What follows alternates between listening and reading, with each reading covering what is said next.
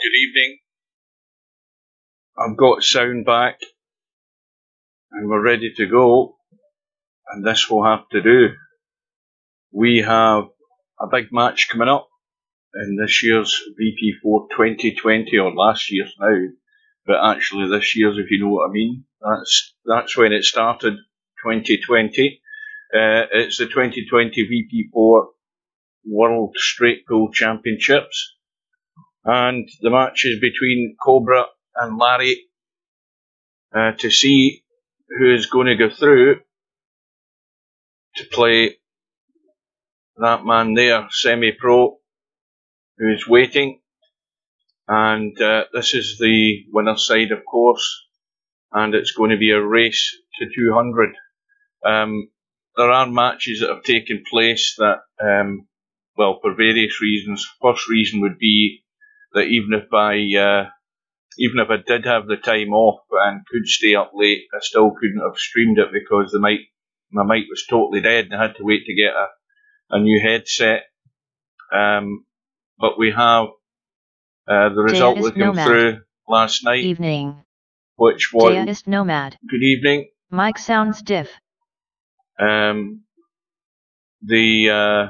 result was between Mr. Bill and Stubb, and Stubb won fairly comfortably by the look of it, 150 to 53.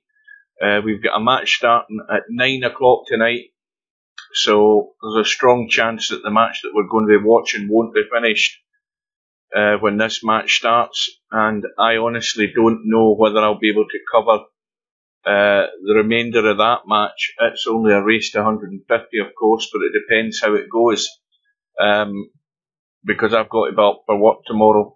So that is about it. That pretty much covers everything. The other matches, what have we got? Well, we've got McClarkey through, and he's obviously going to be waiting to see who comes through from that winner's side, I think, or something like that anyway. He has it 50. Evening. Well, Larry played a great match against Albinario. Larry was very solid. He took his time. He made some crucial errors at a crucial time in the match, and Albinario, had he got a good run, he could have maybe pinched the match, but it was a tall order. I think Albinario broke down in 25, and Larry won out, and he was fairly strong in that match. He was Hotman consistent. 66. Hello, he scored well when he got in, and he made no major errors, but those critical ones at a critical time in the match. But he won out 200 to 111. So welcome everybody. That tournament room should be going up any minute, and I'm looking forward to some good quality. Disjape. Hello. Well, good luck in your match later on. E6. Evening pool gang. So, what time is it? It's about probably a minute before the room goes up, and I'm missing the snooker because I told you guys in the lobby last night to get that snooker with his on pot here. with John Higgins and Ronnie O'Sullivan last night. I was watching it all, and I told you guys to get that snooker on. What a match that was! I've never seen John Higgins play as good as that in probably 15 years. That's how good he was last night. He has it 50. 5 centuries Best in a row. Higgins has played for years. And almost 6. Higgins broke down in 88, I think it was, in that other frame. But I mean, he was deadly last night, and that's him with that new cue and his new, as Dennis Taylor called it, brass titanium ferrule, and you get a wind up for that. So the match room is up. We're going in. I'm going to probably have to change the cloth. Let's get that done, hopefully before everybody gets in. Miscellaneous. Go to blue, and bugger, they're going to lag. We'll wait till we see the lag. Right, so Larry, Steve Cook 1158. Sounds okay, Hugh. Larry's He has it 50. Larry's not using Ronnie his played cue. well and got beat fair and square. Larry's not using his normal cue, I've noticed. Anyway, Larry won the lag, and he's put Cobra into break. So let's see what Cobra's worked out here for a safety break. He's going for inside off the back rail into the back of the pack. Got to get this sweep, doesn't want a double kiss. And he's left Larry in. So that break didn't work. Now just give me 2 seconds, guys. Where the hell is it? Miscellaneous and default and green. Blue, sorry. Right, we are all set to go. Check my little doodle's working. And there we are. That's working fine. And, well, this headset is dead comfortable. I'll say that for it. It's dead comfortable, but once all this tournament's over, I'm going to have another look at how this is set up to try and get the sound better. But at least there's not a humming coming through it like the old headset. But the old headset finally died. The USB on it, I think there's a loose connection inside it, and no matter what USB socket I plugged it in, it was exactly the same. If I twisted it and tweaked it, it would work, and then it would go to one channel, and then eventually it just totally died. So it's gone. So Larry is in from that poor break off from Cobra. And, well, if Larry plays to the same level and concentration, he'll give Cobra a match. Got no doubt about that. Gloria Victus Jape. Larry is my favorite player to watch. Stefook 1158. Less treble, more bass K. Potman 66. Guys, Scotch doubles 8 ball us world rules is next World Cup. Dea ist nomad.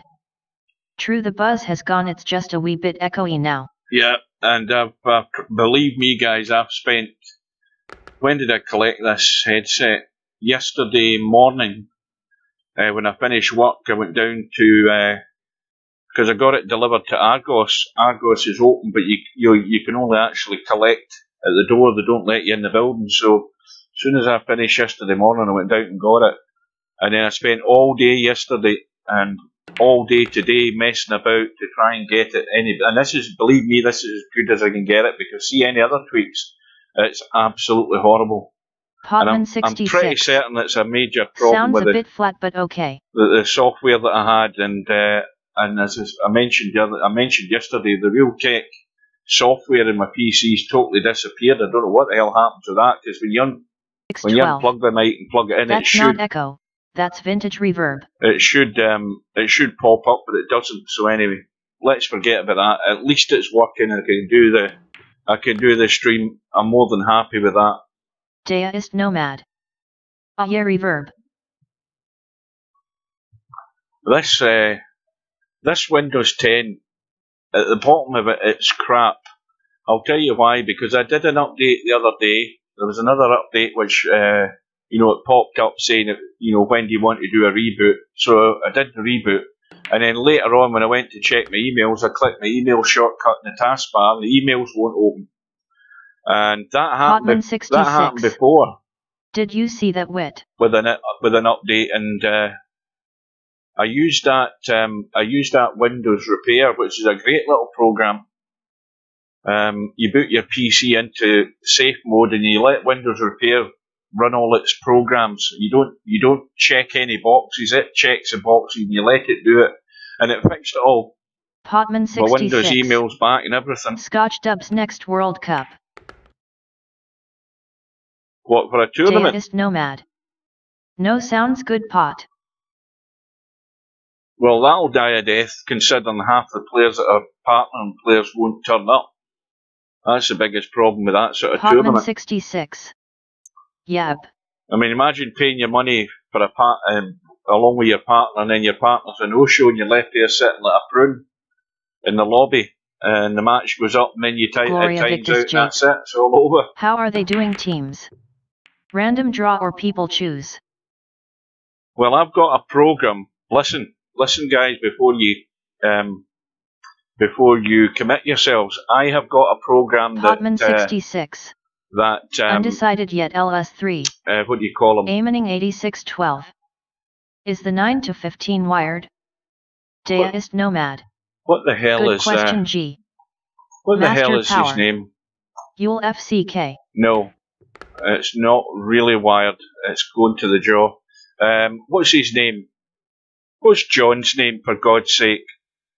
That does all the programming and stuff. I've totally forgotten his name. My mind's all spun with this messing about with audio for 2 days. Potman 66. No, John. Fox. John. Steefook 1158. Yeah, Polo. Alab. Thanks, Mark. Polo made a program for me, and I've got it on my PC, and I can't remember where it is. But it's a little program that all you do is you drop all the names of the players in it, and it will automatically choose double partnerships. That's the one way of making it fair. And if I can't find it, I can easily get Polo to send me it again. Deist Nomad. Polo Mint. It's just a little program. You drop all the names into one window and then click a button, and then it gives you pairs on the other side. So it does. Anyway, that won't happen. So Larry looking to complete this first rack, and he's looking good. Yetin and Steve have it coded now. So he needs to just come back to where the cue ball is now, and he'll be perfect. Has to be random. It'd be absolutely perfect if we can just leave the cue ball back where it is right now. And this is a test on Larry's mouse, by the way. This trackball mouse, this is a test on it. You see, that's why he's running through. Doesn't trust the draw. And he could have done with going a wee bit higher, but this will do. I don't think he trusts it for those delicate little draw shots.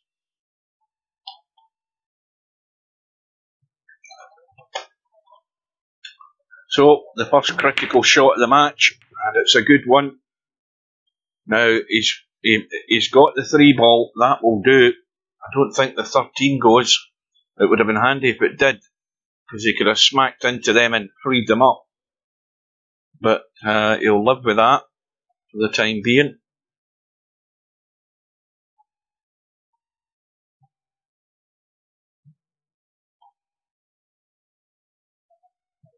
So just how much is this going to hurt Cobra?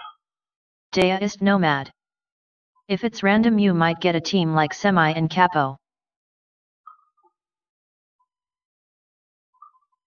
I think Semi would have a nervous breakdown if he get paired up with Gloria Capo. Victus Jape. That would be brilliant. No, I think Semi and Capo. Semi would actually be he'd be in therapy for weeks after it. Aiming 8612. Who's Capo? Oh, it's Capo time whenever he's at the table. Well, you'll know him when you see him.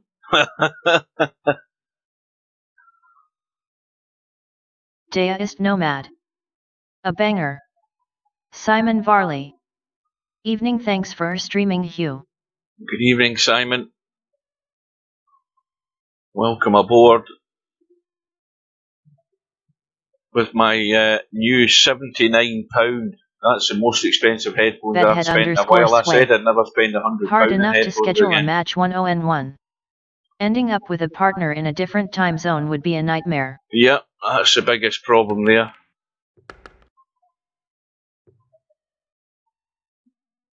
Well, this I can't remember whether I think Larry got in first against Albinario. I think somebody would need to remind him, but I'm pretty certain he did. And the crucial thing with that is he made a half decent score, if I remember. I can't remember how many, but it might have been 40 odd or something on the board, sort of straight away, which is always a good thing to do. If you can get in and get a score on the board, not 10 or 12, 40, 50 is a good start. That just ramps up the pressure, forces the opponent. Well, there we go. Commentators curse, and the 2 ball that 2-ball, I don't know what pushed that in. It must have been a breath of fresh air because it was all over the place but in the pocket. But it just shows you how generous these pockets will be if you've got that pace right. Any harder, it could have come out, but it's gone in. And 50.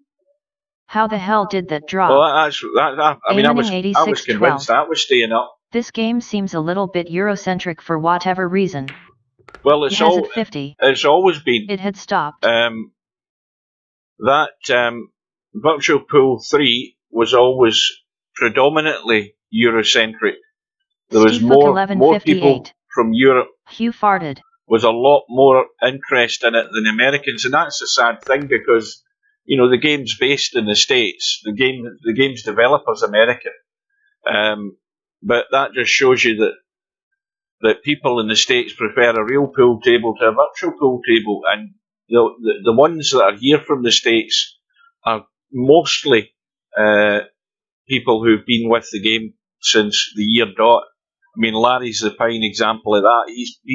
He's been in Virtual Pool 3 as long as I was in it, and he's had all the Virtual Pool games before that, and there's others like it. But in terms of the European input for this game, it's always been mostly dominated that way, and I can't understand why. But if the game was promoted better, we've had this argument before, if it was promoted better, you'd probably get a lot more here.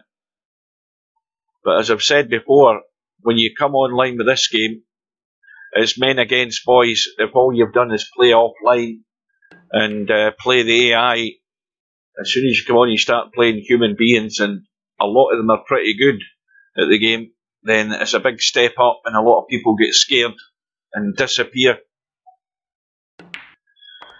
So that crucial drop on that 2-ball might be a bonus for Larry. It could have all ended so quickly there, but the run goes to 24. He's probably, and I say probably, going to have to use that 5-ball, but it's very low in the pack. And the danger with that one is he doesn't want to go over here, because if he gets it wrong, he can be blocked out by the pack, and the pack is there. So he may well have to be sort of here and dig into it to get it right into the pack.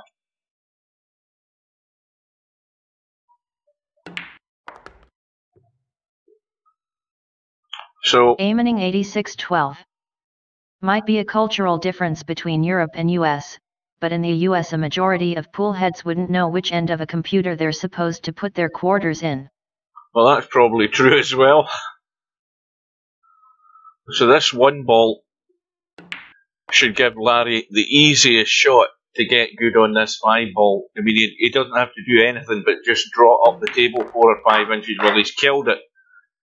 So, all on the pot, and he needs to just make sure he doesn't come square. If he comes square, he might just glance the pack. He's got to get into the pack. So he can't go straight across off the 5. See, he's just hit the corner. And that was the danger with that shot. I'll tell you what's even more dangerous is the fact he's left on nothing. And that is the problem with where he finished. Because he didn't draw the cue ball back far enough, and he just glanced on the 15 on the corner. He had to dig in to get up the table and into the meat of the pack, and he's got nothing. He's going to have to... Well, I think he can squeeze the 14. He's lining up the 14. You can't Potman just squeeze 66. it. Yeah, it just goes. Well, he's got out of jail there if he gets this. And that is good. But I'll tell you, that all came about from that break shot where he finished. The 6-ball was always low in the pack, right in the bottom row. And he hit the bottom row. And but for that 14-ball, he was done and dusted. But the run is 30. Larry won't care as long as he's got a ball. Now, is he going to take the little nudge now? Because that's a big risk if he plays this 3. Because those balls above that 2 and 7 are ugly. They're not in good shape. So he's Going to bide his time. But he won't want to leave it too late though, because quick look shows you nothing is going to happen with that 2 and 7 ball until they're moved. But he can nudge the 4. He's missed the 4, and that also got a bit lucky there. Danger of that cannon off the 3 in the scratch there in the cue ball. Now what's he got? Well, that 8 ball will go. Plenty of room past the 7, plenty of room past the 6. It will cheat the pocket. Just sort of dead weight will get it in. Now, is he going to draw off that 6 and nudge them and take a big risk, or is he trying to get into these couple of balls next to the cue ball? Because these balls are not sitting very good at all. And he's also gone close to the rail, so that makes it even more of a problem. Now, as he looked at this 15 and 10, well, the 10's ought to get to, the 15 doesn't go up the table. But obviously the 3 and the 13, he can get through for the 3, I think. But this is already threatening to go a bit pear-shaped on this visit. And now it's going to have to be a nasty cutback in either shot here, the 15 or that 3 ball into the top right. And that cut in the 15 is a bit dodgy looking. To watch the cue ball. And that needs to just bounce out. And he's on the 3. Now, we know that he can get the 10. The 10 isn't a break ball because it's in the pack. But how does he improve the situation from where he's sitting here? I think he's got to try and... He can probably squeeze through and try and nudge the 2 ball. Or he can stun across. He's got a choice. The angle he's got, the cue ball wants to go that way slightly. I think he might want to take a risk. But he could stun across and try and hit them. But he has to do something, because he ain't got any other options. He's went for the little nudge. He's still got the 13 as his get-out ball. But once again, he's going to have to try and be brave this time and get the kick in this 7 and 2. This is the angle to do it. Get it off the side rail and into them. And he'd be unlucky not to be on a shot on these remaining 3 balls, but he has to be aggressive to get that 7 and 2 moved if he's going to continue. So the pot's not the problem, but he's not going for it. And, well, I think that was as good a chance as any to get to that 2 and 7. I don't know whether he can do it off this 10. He might just be able to chip the 2. See, the angle's a bit more than you would like. Yep, you see, it's not enough to do damage. He should have went off the 13. He should have been brave. And now he's got no choice. The stun was there off that 13. I think he could have got on a ball had he not got a good hit in the 7 and 2. So now he's in last chance saloon as far as continuing this run goes. He has to get out into the table, pot the 9, and run the cue ball off the side rail into the 7 and 2. And now, well, he actually still has a chance to do it, believe it or not. He can cut the 9, and he can get into them. So he's going to be in 2 minds here. He's going to be thinking about the pot, thinking about the cue ball more, and he's missed them. So now it's run for cover and head up the table. But it's a run of 41, which is as good a start as anything. And he doesn't want to give Cobra a free go. Well, he's going to lose a point, but he'll take that. So it's a good, solid start for Larry. But as I said, if he had been a bit more aggressive with the angle he had in that 13, I think he could have stunned that firm and got into them. And he might still have been at the table.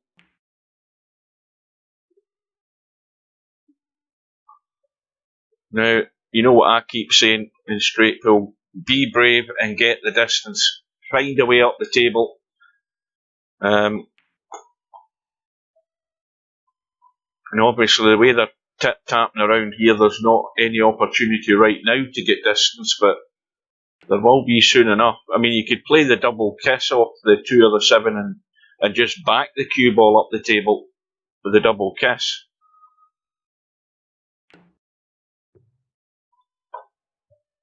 Well, this is a chance for Cobra to do that. Thin off the 2 on the left side and then spin up into the kitchen. Well, he's going for the bank, but there's not generally going to be a great deal of value out of it unless he cannons into that 7 and gets good on it.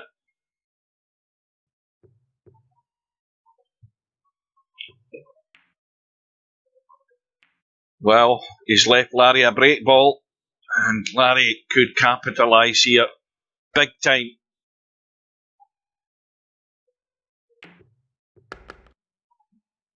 And he's got ball in hand.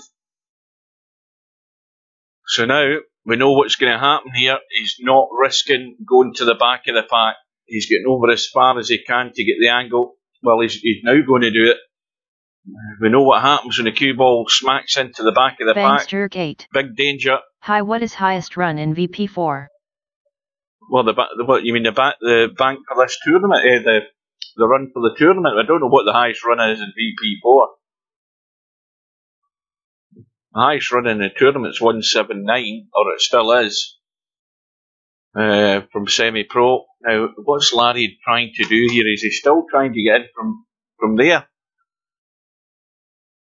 He's going to have to amp it all, and he's missed the pack. So, Larry's chance is gone. Hotman 66. Vin says.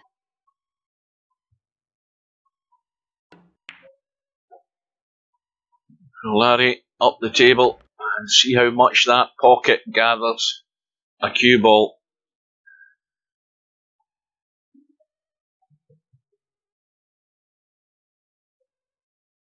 So Cobra is going to have to keep things very tight. Hotman 66. 230 plus. Cobra's looking to get in to get this deficit reduced, but if he pushes the boat out, Larry could pick him off. So he's got to keep it very tight. And we've got to keep an eye on that pack as well, because once they start getting nudged about those balls, things might fall into place for some sort of combo.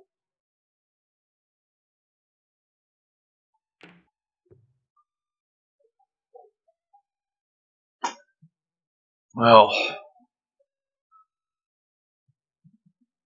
I still prefer skimming off that 7 and getting onto that bottom rail, or the top rail as we look. I mean, that 9 will cut into the middle, but there's no value in it, so try and get the pace. And the other thing that's good about playing the safety here is, again, talked about this in a previous match, 66. there's a gap there between the 15 Unless and the 9. I'm mistaken, and semi has the highest 179.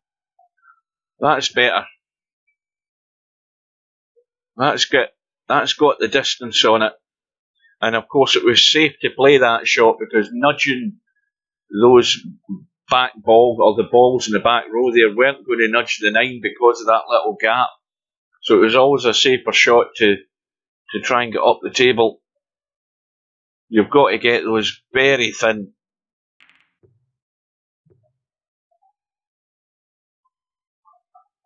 Now, how aggressive is Cobra going to be? Because the angle he's got here, he can certainly cut the 7, but he'd have to play this with an almighty amount of inside English to try and hit that pack from this shot. This is tough. And he's got it. And he's got the reward. Because he's got 1, 2, 3, 4, 5 balls in the open. He's got a 14 ball that's sitting there prime to be played from there and cut it and open these all up. So look out for the 14 ball. He may well go for it now. He could play the 10 as well, so he's got a choice. Whatever he's happy with will do damage. And so Cobra's got his chance from that thin cut. Very difficult shot with loads of inside right English to make sure the cue ball hit the pack. So that makes the cut on the pot so much more tougher. And well, all of those balls have ended up covering one another into the corner pocket. The 6 is covered by the 12, although obviously it goes up the table or into the middle. The 13 is covered by the 8. And this 11 and 4 ball are covering as well, so there's a bit of a mess there.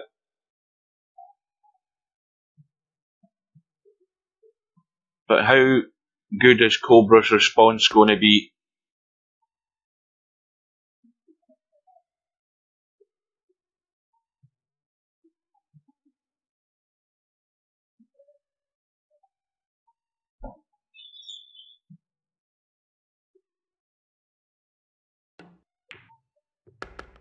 So he's going to take care of one of the problem balls.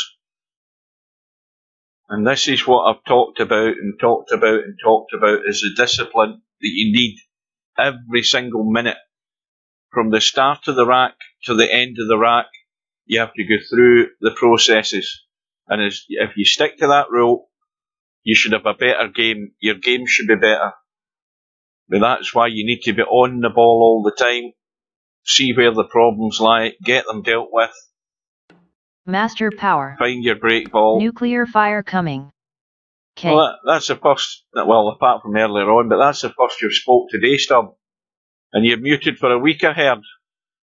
What about that bloody mad Italian? Why don't they mute him for a week or two? Because he's an idiot that comes into the lobby. No harm to the guy. He might have problems, but he just types a load of indistinguishable crap in the chat every time he comes in, and he never learns. Why not mute him for a fortnight? Well, I don't think they think you can get to the final, Stubb, if they've only muted you for a week. I think about a couple of weeks would have done to guarantee you could get to the final and not be able to say anything.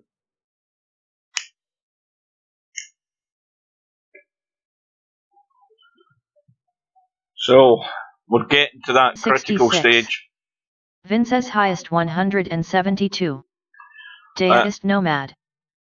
Who's the Italian? Oh, that I Realistic or something his name is. I don't know, it's something like that. But every time he comes in, he just types a load of... I mean, it's not even Italian. He has it 50. No, it's not. It's not Ice Age. It's Realistic, unless he's got two profiles. But the Ice Age guy doesn't type the crap that this guy does. Napnicker 99.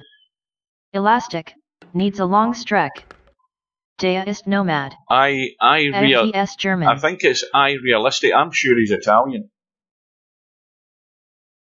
Unless he's a German with Italian Deist flag. Nomad. Lee Elastic. Amining 8612. I've seen that Elastic guy. He's the worst. Yeah, that one. Steefook 1158. Is it something like Realistic or something? I don't know. But anyway, he just, you know it's guaranteed to happen as soon as he appears. So here we are. Now, what the hell happened here while I was talking? Larry's... oh no, Cobra's still at the table. I'm falling asleep 66. Here. He is harmless. Gloria Victus Jape. Yet Le Elastic came into my room and started talking about Nazis. Gloria Victus Jape. Wasn't even offensive, just gibberish. Well, I think anything about Nazis is pretty offensive to certain people. So the break ball is there, but Cobra's got a problem. And if he's going to take the 6, he's going to have to get good. Now, we know that Cobra generally can move this cue ball better than most. in this game. But this has got to be up the middle of the table. Nomad. Agreed, he is harmless. And the further it goes, the better the line will be on the 8 ball. Well, he needs to keep going. He's gone up the right side. He's got an angle. And it's got to be the firm stun with a wee bit of draw, so just half a tip below the equator, because he doesn't want to lock solid on those balls, and the angle he's got's not great, so he has to get the power in it. You see what happens, and I think he's okay. He's okay. He's got the one, and again he might be brave and go for the hit here, but might not be the right time. He might just want to come up the table for the 4. But he's only going to have one target ball to get on there, because that 6 is narrow to get on between the 4 and the 15. So he's not playing any English on it. He's just trying to get in the 4 and run onto the pack. And he's not really gone far enough. And this is a dangerous shot, because this has got scratch written all over it. If he plays that 4 and runs it with top, he'll glance off the pack and scratch. He knows it. Got to be careful. Yeah. Sensible shot. He knows the 9 goes. Or at least it did when I looked at it, or I thought it went. Let's have a closer look at the 9. Semi is top with 179, then Vinces with 172. That's too tight to get on to be comfortable.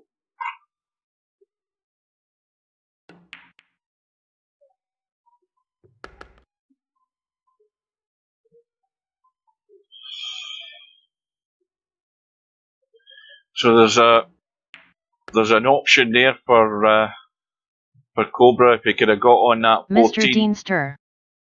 Sup fellas, is the mic different today? Or is my net being weird? No, that's Deadhead underscore sway. It's a new headset. Princess has 138, I think, on narrow pockets. It's a new headset, but it's Aiming 86, there's been problems with getting it set up properly. And the 179 was during this tournament? Yeah, that was the one during the tournament, the 179. We've got it in video if you want to see it. It's on my YouTube channel. So a reminder to you guys that have arrived late. 6. Vince has made his with narrow pockets correct. We have another match due to start in about 90 minutes time. And that's a match between Albinario, who was the loser in the match against Larry, and LS3. And that goes at 9 o'clock GMT, which is about 85 minutes from now. And I'm not intending to stream it. This match probably won't be over by then. I'll be getting very tired and should be in bed. Plus I need somebody to give me updates on the snooker as well,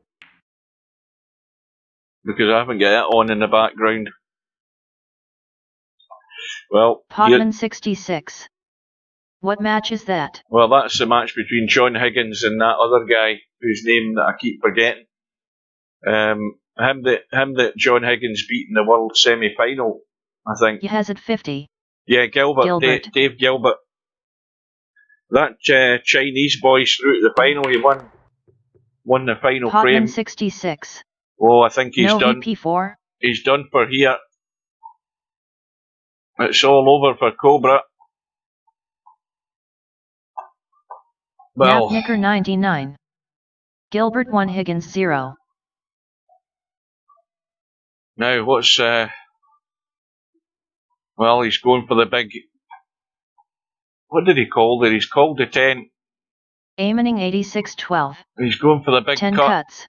Well, watch the cue ball. Me VLB. Potman. Potman 66. What's the STR8 match later? That one. Albinario versus LS3. Well, that was a good recovery there by Cobra.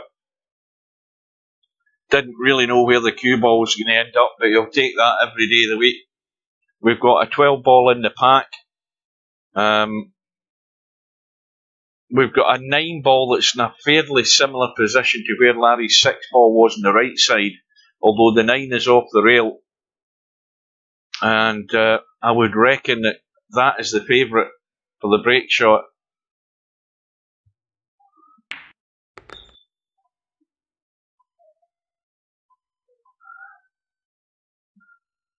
So it looks like 14, 2 into the left middle. And has he gone far enough? Well, he's pretty straight, so... Deist Nomad. Nice win last night LS3, you're becoming a fully fledged shark now. Potman 66. ANY1C Bill last night he was well out of sorts. Well, the match is on Semi-Pro's channel if you haven't seen it. Bill only got, 53 points, so...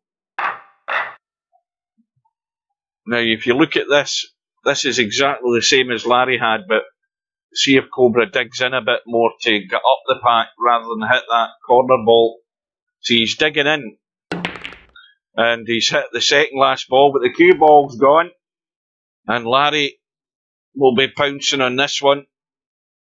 Gloria Victus Jape. Again, it's Thanks, another Wit. one I played awful in the final. of the multitude of balls of that have scratched off the break. An absolute barrel load of balls have scratched off the break in this tournament. You just cannot let that cue ball run loose. And Larry can capitalise because Cobra's visit has ended on 26. And Larry's still got a lead. And what's to come?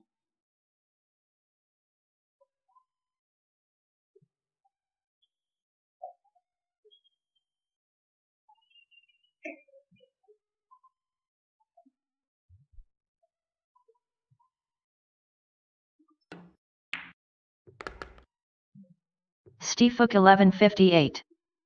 Stub. Mistakes. Never LOL.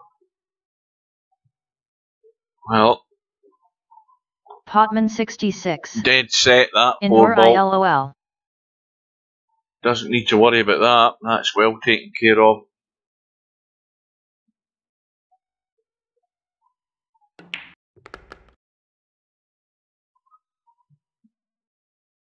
Now, let's have a look at this 8 ball. Potman 66. That's too tight. 9ball.com.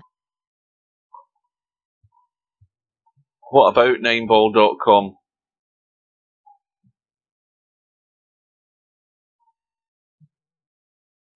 See, I'm listening to the chat, but my brain's having to split down 2 sides here. Potman 66. Focus on what's happening. In your eye.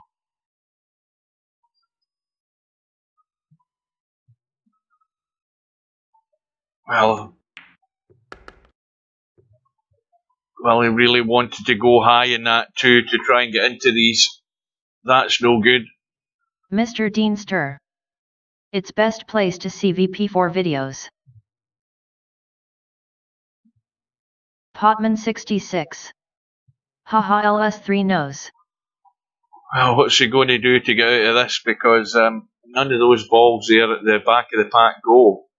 I mean, the 8 is very tight, but it's not good enough to be a shot that's going to break open those balls. Larry's looking at the 9, trying to convince himself he can get it, I think. Or he's looking at some sort of combo somewhere that I haven't seen. But he's absolutely poker straight, so... And there's 2 balls up the table, so he's running out of options here to do anything. He's looking at this 8. It's a tight squeeze to get this 8 in.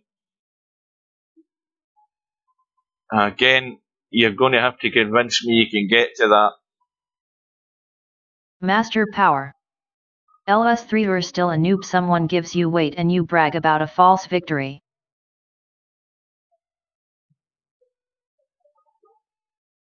Well, who lost in the final last night? It wasn't Stub again, was it? Master Power. No victory is a win if not played even. Well, I'm beginning to think it was Stub again.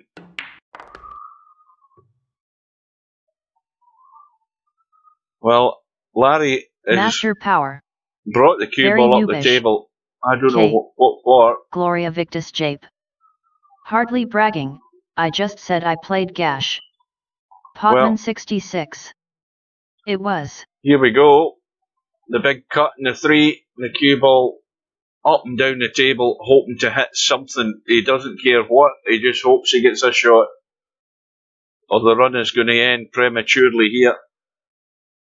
It's an ugly setup that he's got. But if he gets the line right, it should hit something. He's going to have to play this with a bit of pace though.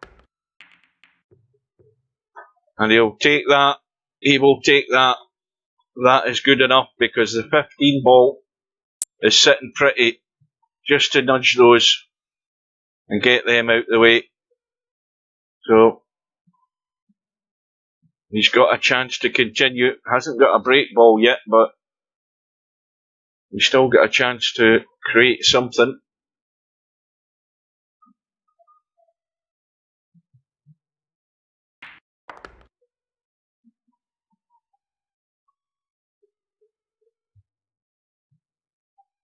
Well, LS3 watching this knows how to, knows what the recipe is to put the pressure on the favoured opponent. Albinario will be the favourite, but to put that pressure on, if you get first go, get something on that board, something decent, and it makes it a whole different match.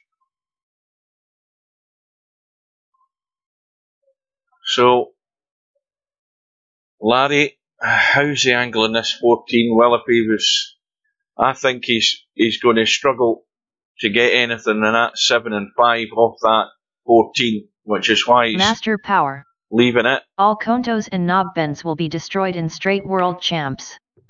K. I think Stubb has a limited vocabulary where he just has a notepad window like I do for pasting my crap in the lobby, and he has a series of phrases that he just copies and pastes every time. He's got about 10 different phrases and sentences that he just goes into the folder, opens it up, copy, paste, same thing. Same thing every time. Well, is he going to stun? A little snappy stunt and try and dig into this 5 and 8 here because he can do it. Nope, he thinks he can get behind it. Probably can he get macros. Good? That will do. He's played it very well. Plumb on the 5. But now he has to find a way over behind the 8.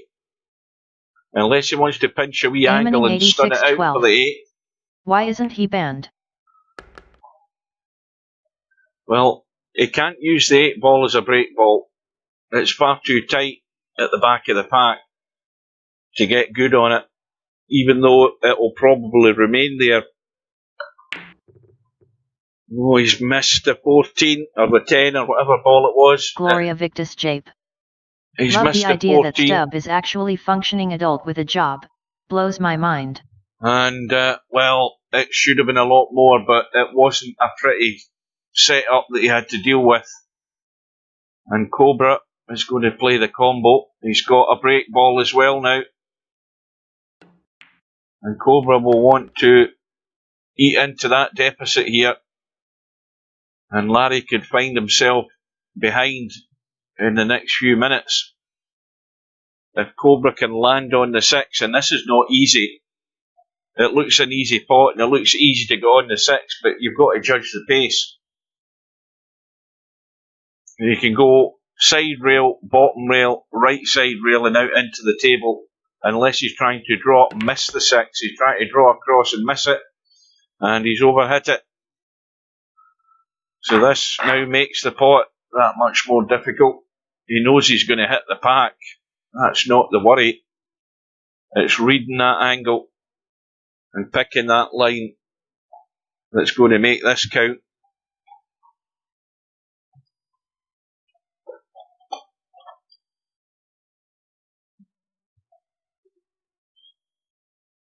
Sylvia. Put it in the rack would have been an option.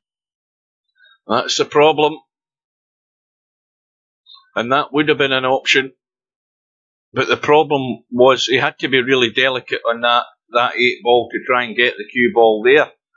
It probably would have been a better idea all round to try that shot than get good in the 6, because as soon as you start going 1 and 2 rails especially, you've got to nail it every time to get good on the shot. Potman 66.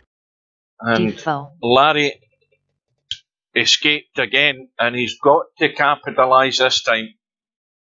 He can't be giving these chances away, and it's got to be more than whatever he scored there, 5 or 6 in that last visit.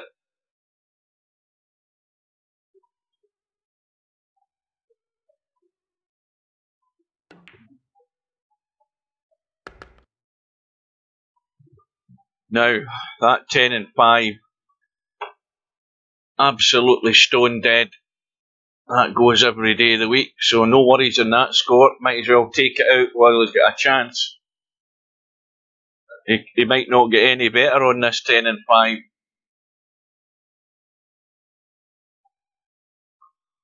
mean, it looks as if it's going to the jaw, but that's going to go in. It will cheat the pocket, no problem.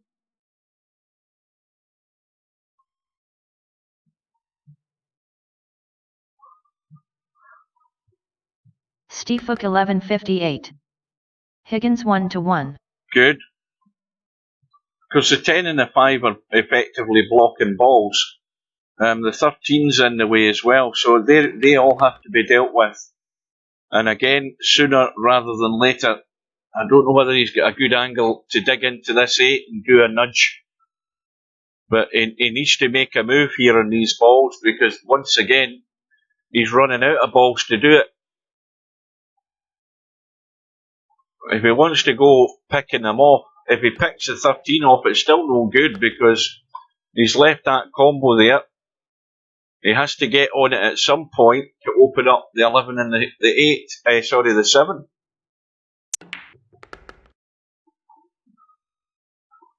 And again, the 9 ball's a blocking ball if you land behind the 7 to go up the table.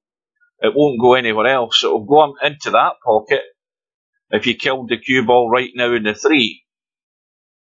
He knows the 10 and 5 goes, but he's got to get this pattern right in order for this layout to work here. The way this table's set, he has to get each shot right. Gloria Victus Jape. 13 long. Well, he's going around. Now, where was he playing for there? It may well be the 5 now. And Master Power. He'll stun into the 13. I trained Larry last night. K.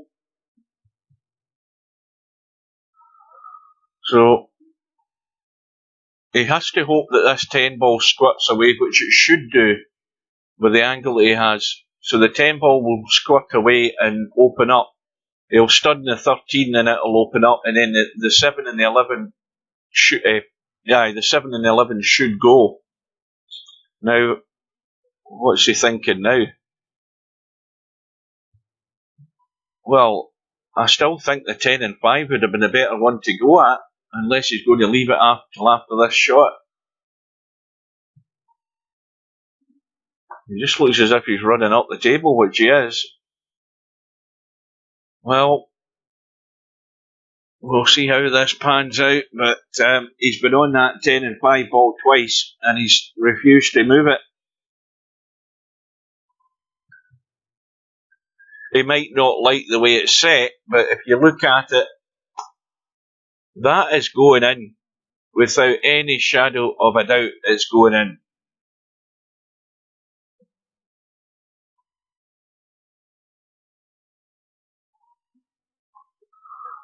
Well, he's played for the 14, and now he's going to have to go. I would feel he's going to have to go there and get out to here to either finish on that or finish on that, unless he's trying to drop behind one or the other of those two.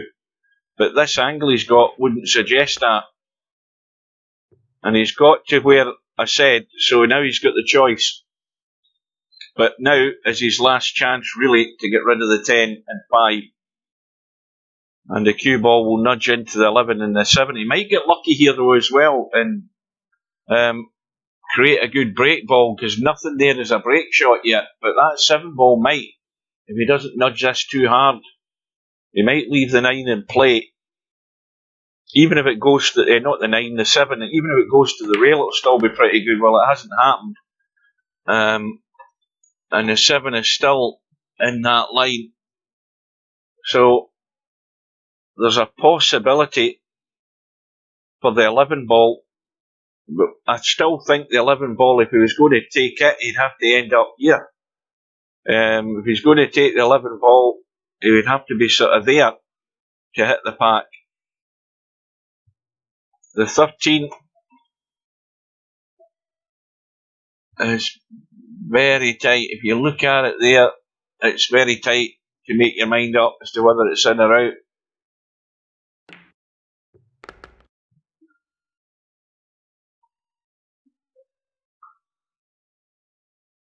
But let's just decide that the 13 is encroaching in the pack.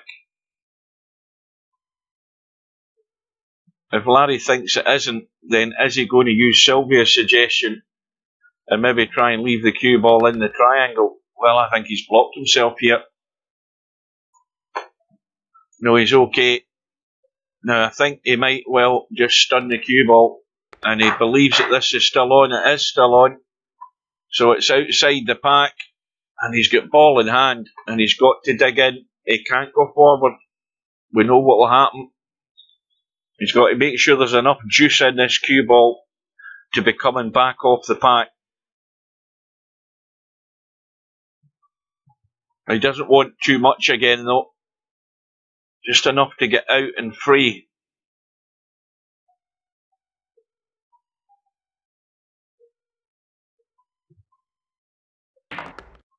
Well, there's the problem. That's the problem with it being tight. He's on nothing, I think. Oh, now how's he going to get this safe? Now, he may well, I think Larry might take the bait here, because this 12 ball is good for a bank. I don't think I could see Larry missing this bank. It looks too good to me. He's got to call the bank. I mean, he's got such a big margin. Yeah, such a big margin to knock this in. Larry would knock this in 10 times out of 10 if you gave him 10 goes at it. It's got to go. Big leeway with the weight of shot for this to go in. He's going to have to draw away, though, to get out into the table. So the bank is done, and he's struggling again because he hasn't come back far enough to get on that 3. So now it looks to me like it's going to have to be the 8 ball and the 5 with an awkward cut down the rail for the 5, because the cue ball's running up the left hand side of this 8. Now he can see the 7. It's a little testy one. He's got to watch the cue ball. In fact, that 6 goes as well, does it not? Let's have a quick look at that before he's done. Maybe not so convincing. So 7 ball for the cut. And now he's back in business. And the lead is 70 points to 28. This is exactly the way Larry wants it. It's going very similar to the last match with Albinario. But Larry's already had 1 go at stretching the lead and failed. And now he's in the process of constructing something a bit more substantial to just up the pressure on Cobra.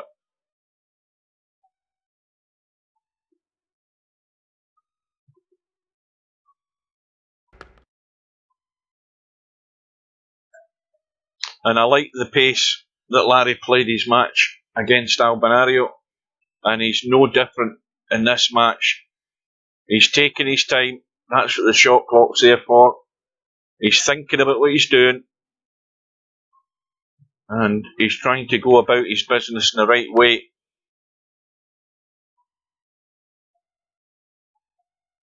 And this is going to be a big test for Cobra with every point that goes onto that board for Larry.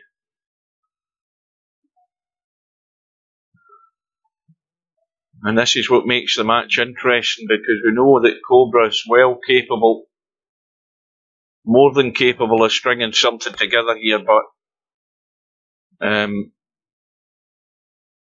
it's how much is he going to be capable of doing. That's going to be answered at some point.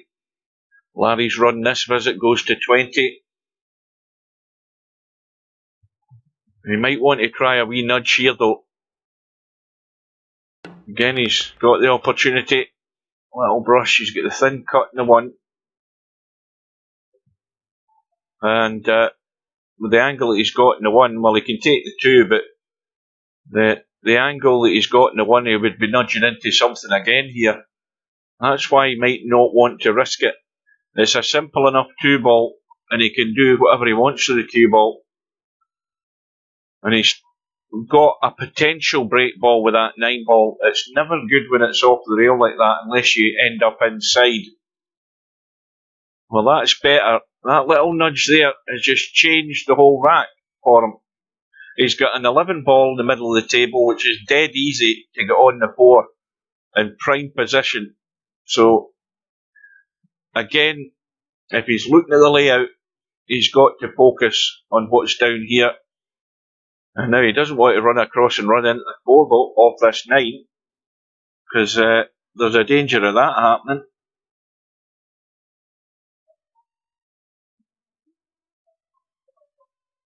Now, I think he's a bit worried maybe about that. He could possibly, he's changed his mind. But he's set up here with an ideal layout. That little kiss in the 11's done no harm. If anything, that's made it even easier. But he has to get good on that 11. He can't be lying at a high angle like that. Where he is now is no good to get good on the 4. So the next couple of shots are going to be vital in stretching this visit. And he has to be good on this 14 to get up the table.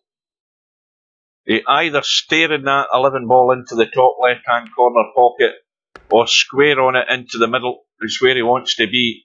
Now, the simple shot would be to leave it long, and then rather than running up the table, he's just going to roll through, or he should do, and then just roll it long into the top left-hand corner. And that way, he's trying to go up. Now, you see the problem. The problem there is he's the wrong side. Either side is the wrong side to make it easy to get good in the 4.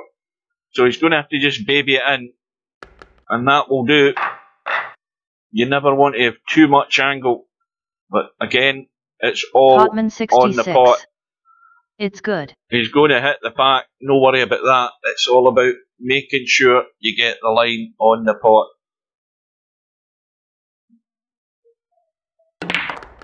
Cue ball. That is an escape. These cue balls are they're magnetically charged to approach a pocket in this bloody game. It's unbelievable. Every time you play a break shot in this game, your heart's in your mouth, because you know these pockets are just going to gather anything that goes near them. But he's looking good.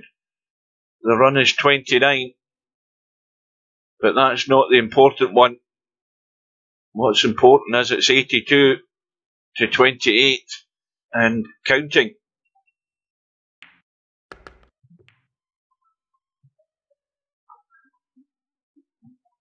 Well, how does this 10-ball look? 12. Pockets are so big the rails are more pocket than cushion. Potman 66.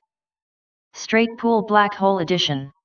Well, that's a good way of describing it, because there's like 6 black holes where they are all black, and you go in the vicinity of them, that black hole just going to draw you straight into infinity, into hell. I'm looking at this pot he's got here. He's just dead straight on it. Any slight angle he could have pinched a wee bit and just came up the table. So that's why he's taking evasive action and going for the 2 instead.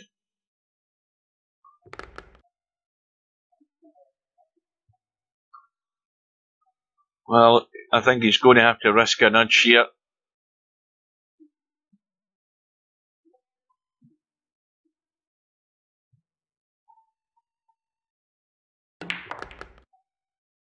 Nudging at 8 will do nicely. Now, how's that for a combo? Well, it's nowhere near set, that 6. And it's too risky to even contemplate taking that when there's plenty to choose from.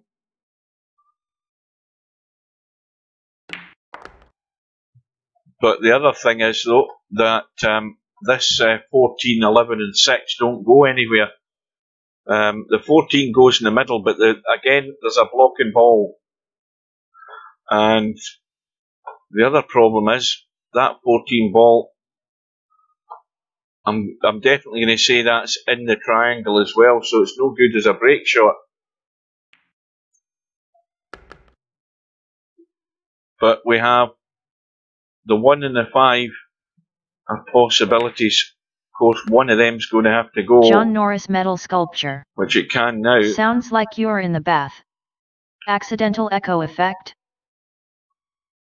No, it's a long story. But it's working, that's what matters. You can hear me. It's maybe not great, but it will do for the time being.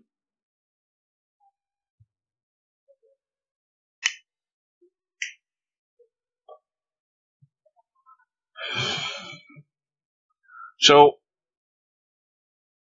if it's going according to plan, that's where he wants to be. But the 5 ball looks as if it might be going now.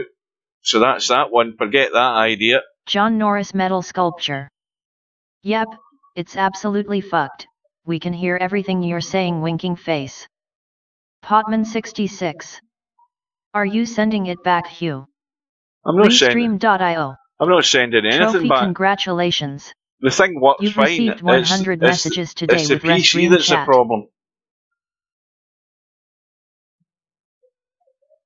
Well, once on my next day off when I've got time. Deist nomad. I mean, I've spent 2 days getting it to this needs stage. Tweaking, relax.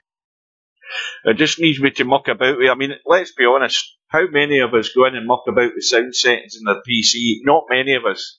And it's been a long while since I've been in any PC messing about with sound settings. But believe me, I've been into everything. I've mucked about with everything. And I mean, this is 100 times better than what I heard it yesterday morning. So it's working. It'll get me by until the end of the tournament. And that's good enough for me. And what's good enough for Larry is that he's on 39 and he's still on a shot, and he's also got a break ball to find, and he's the wrong angle in the 7 because he can't do a little nudge. He's going to have to just stun out off this 7. Not too hard. He doesn't. It's going to go in as long as he gets the weight on it right, and he's going to get. Ideally, he would like to get on the 11 because he could then maybe brush into the 14, and then there's a risk that he's going to still have a shot. So this is dicey. This is again critical stage number, whatever it is for Larry. Well, he's gone up the table. Potman 66. He could have stunned that in. I missed the start about settings. I thought you were not happy with the product. No, I'll tell you, it's the most comfortable set of headphones I've ever paid for. I mean, full over the ear headphones. The mic is retractable, so when you're not using it, for streaming, but you're just using it for gaming, you can shove the mic right in out the way. Very comfortable.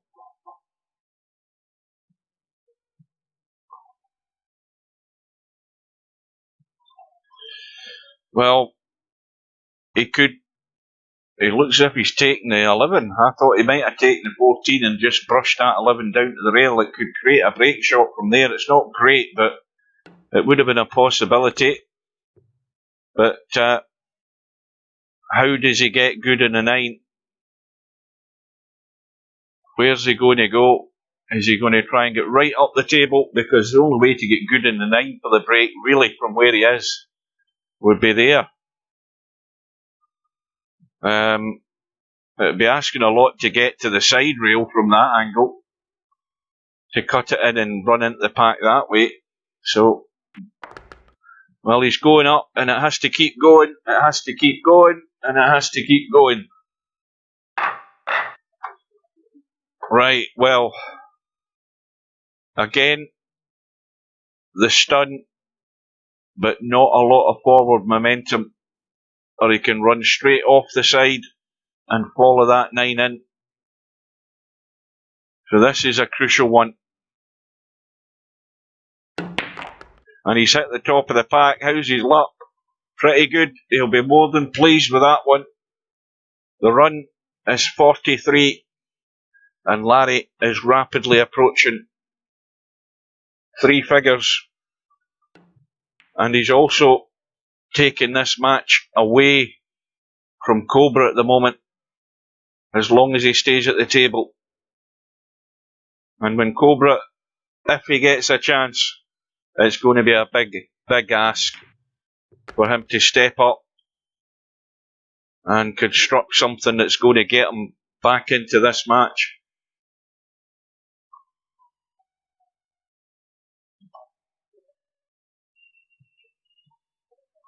I'll tell you the other thing that's weird about this headset, this Razer Kraken headset. Yeah, you've got a little card that comes in with the box, and it's a redemption card, and it's got a big 50. It's got a big long Calm down, Potman. A big long serial number, and you go onto the Razer website, and you register and you put in the serial number to download their 7.1 surround sound program for the headphones. Now, obviously, the headphones are stereo; they're not surround sound.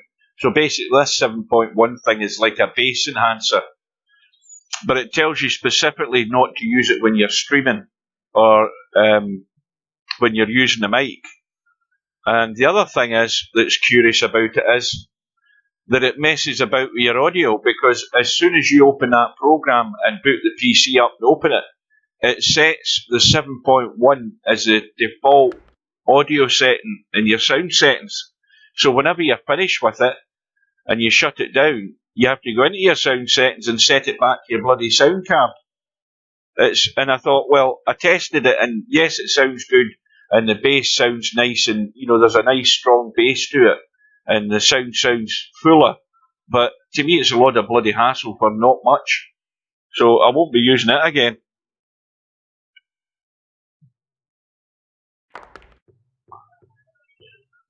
Well, Larry marches on for the time being, but again, he's got a problem and not a lot of choices here. The cutback, the run into the 2 ball, he'll be unlucky not to be on one of them. And he's on the 4, and he's going to be awkward though. And well, if he takes the 4, how many PPL donated to headset? Well, was it just Moon? It was just Mooncake that donated towards it, so I paid the balance. Thank you to Mooncake. It all went to a good cause. So he's digging in, and he's trying to jab into these, I think, just to get a nudge. And that's all he needed, because he's now sitting Potman 66. Indeed. He's now sitting pretty good here, although break balls are not that good. But he won't worry about that. Although that 3 ball, having looked at it, because I thought it was in the line, it's sitting perfect, that 3 ball. So that's made his mind up. Everything works around a 3 ball, and that 2 ball is absolutely perfect for the 3. So his mind should be made up.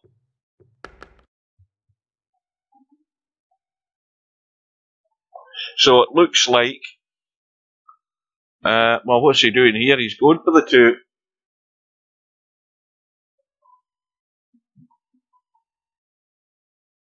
Well, why does he not take the 5 into the left middle, run out and take the 4 down the rail, and then run the 2 into the left middle pocket, and then take the 5 and the 10 and run inside down the bottom rail and up to the right rail for the 4. He's got that option to get to the 2. If he commits to the 2, I think he's decided that's the case, or he's listening to the stream. That'd be a good one. Do you think that's what Larry's doing? Because he's going to run down inside on this bottom rail and up to the right side for the 4, and then drop the 2 in, and he's plumbing the 3. Well, I never thought I'd see the day that Larry would listen to me. He's doing it right. He couldn't have it any easier than this. And I think he was trying to scare me into thinking he was going to take that 2 up the table. Because he couldn't be any better than this. Nomad. And what he wants to LOL doubt he has the stream on. And he just wants to draw back off this. And this is Larry a test. FTW now. Now, you see what I said about that mouse? I'm telling you, that mouse for those little shots, it's always difficult to judge the draw when you're playing with these bloody trackball mice. Look what he's left himself here. Run is 56. This is critical again. Potman 66. And that's likes a thin cut. That's what's going to happen. And I keep saying it, get rid of that mouse, Larry. Shots like that with a little soft draw would be much easier. And the run ends on 56. But the lead is 109 to 28. But I'll tell you, if he was using any other mouse, even the cheapest mouse, with just a little tad below the equator, half a tip, and a nice stud, and you'll get that little draw effect, and you'll get that cue ball on the button to where you want it, rather than being up in the air as to how good you're going to get it. And Larry get into it too much. And I still blame the trackball mouse for it. And nobody's going to convince me. They can try till they're blue in the face, but they will never convince me that you can do better with a trackball mouse on those type of shots. Now, the question has been asked, and what can Cobra come up with? What is his response going to be? Because I'll tell you something, it's going to have to be big. Because if he fails to get to at least 80 on this visit, Larry could run away with it. He needs to put something on the board. And Larry's giving him a chance with that shot, that break shot.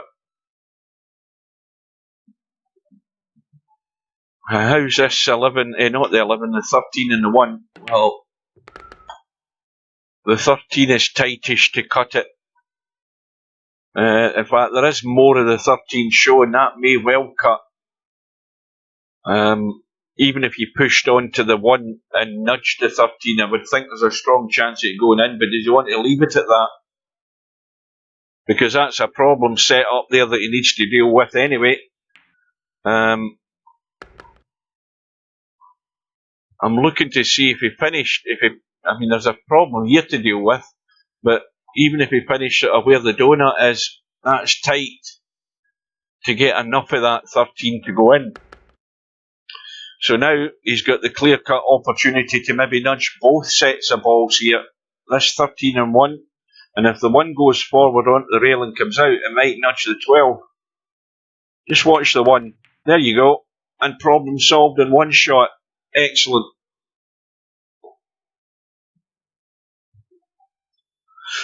Well, although the table's a bit of a mess, he's got that. He's got the 2 balls up the table, but if you look at the 12, that 12 will do as a break ball. The 4's at the head of the pack, which would be passable as a break ball, but it means you have to get very good on it though. Which is why he's getting rid of it.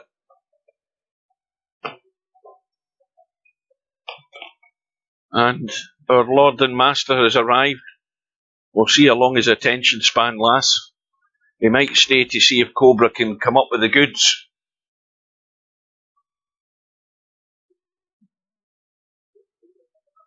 Well, I think you want to extend that sentence, Popman, to something like, he likes a thin cut brackets that goes in, close brackets. Now, what the hell's he done here? I mean, look at the space on the table, and look where he stuck that cue ball. And the run is only 10, and he knows he's going to have to pick something out here. He's going to have to be very creative, and he's seen enough. Steve has gone. That is all Steve needs to see. Cobra's got himself in a hole. It is shit creek without a paddle, I'm afraid, with this visit. And it's going to be a nasty cut that he's going to have to go for on this 11. Pick your line and hope it goes in.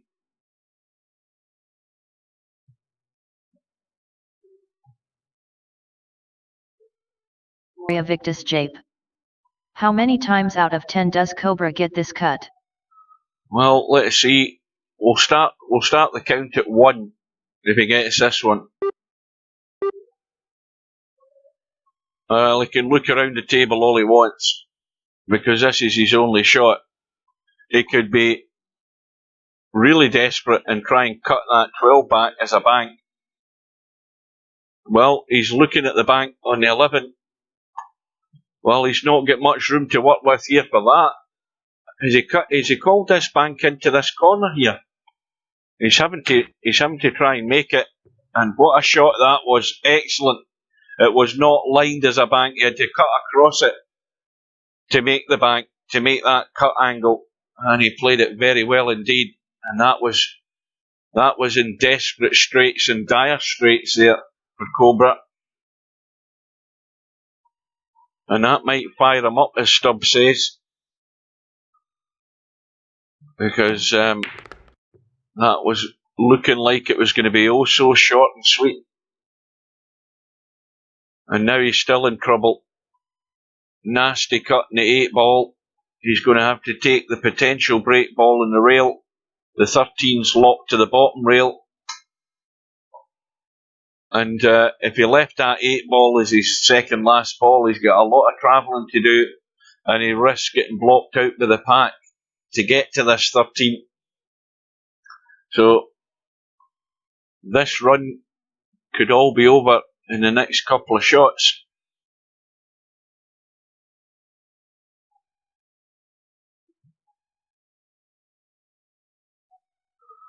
Well, I think the one thing when balls are spaced apart like that and there's not that many in the table, I think whenever you play a shot, you have to just play it that bit firmer so that you make sure you're not going to go near a ball where you're going to finish and slow up behind it and lock yourself on it.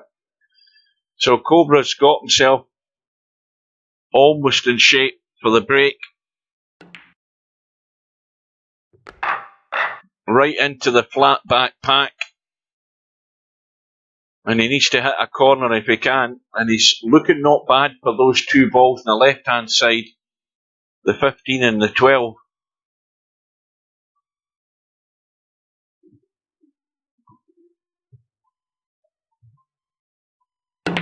And he's got them. Oh, look at the way these have spread. That could not have worked out any better. He's got the cut in the 4. And everything else is wide open, including a choice of break balls if he wants them. So, these should all be Cobras.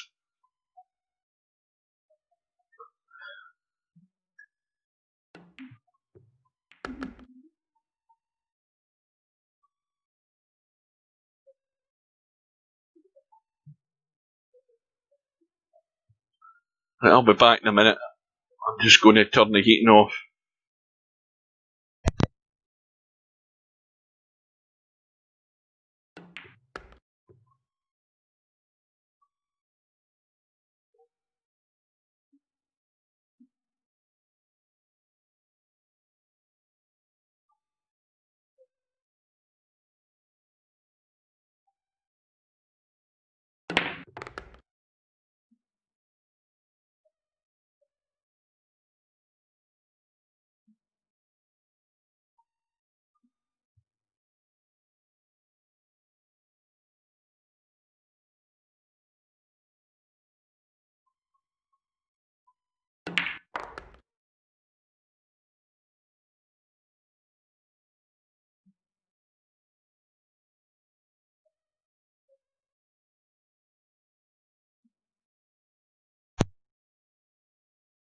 Right.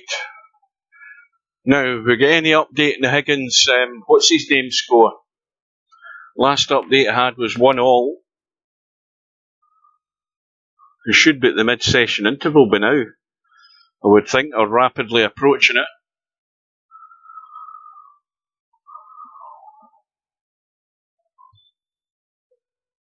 So Cobra is 61 points behind.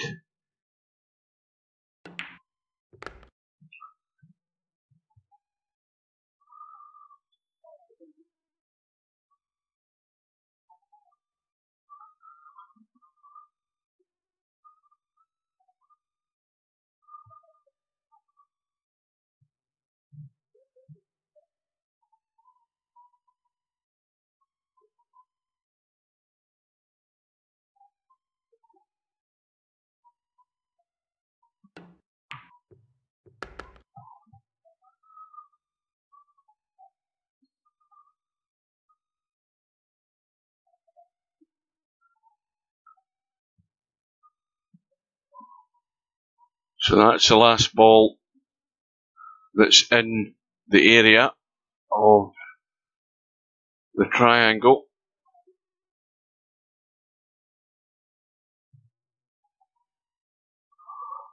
Well, it looks possibly that it could be the 14 as a break ball. He's trying to, I think, get up for the 8. He's fallen short.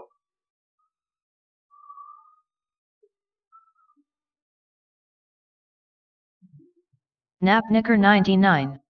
2-2 at the interval. Thank you.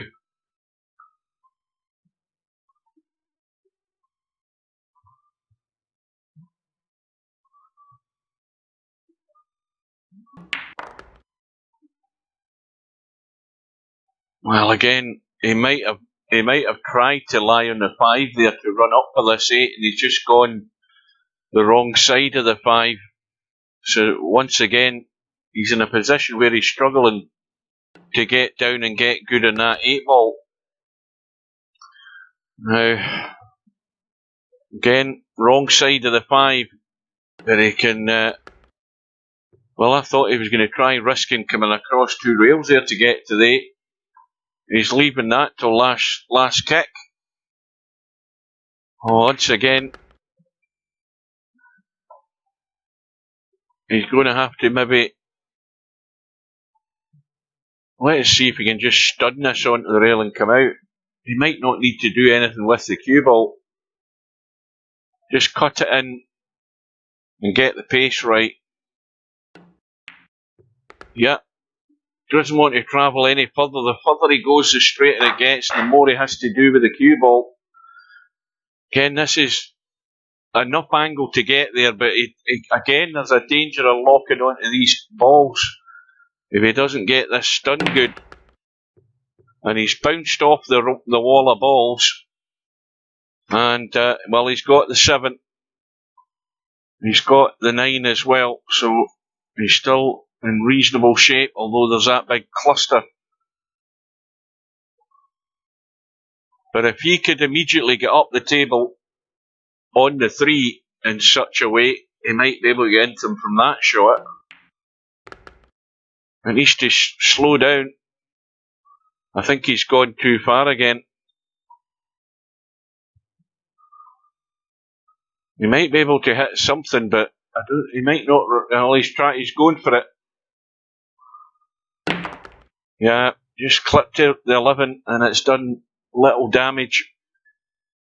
Now again, this is dangerous if he's enticed with this 8 ball, because he could run the 8 ball and might well clip the 10. But it's always dangerous to be going forward towards these balls.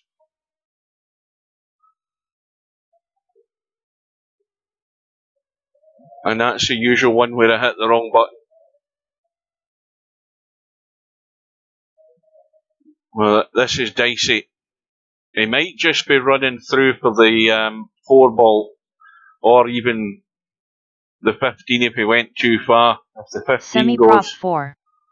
Yo. No, that 15's not nice either. Good evening. You're a bit late to the party, Semi.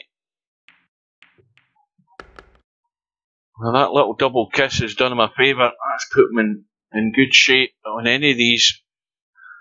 Now, of course, looking ahead, the 1 ball that will do the most damage is that 10 ball, but the 7 ball's the problem. Der ist Nomad. Remap keys K. Semi-Prof 4. Blooming forgot. How could you forget? I told you this morning or this afternoon. Der ist Nomad. Did ya not get reminder on phone Semi?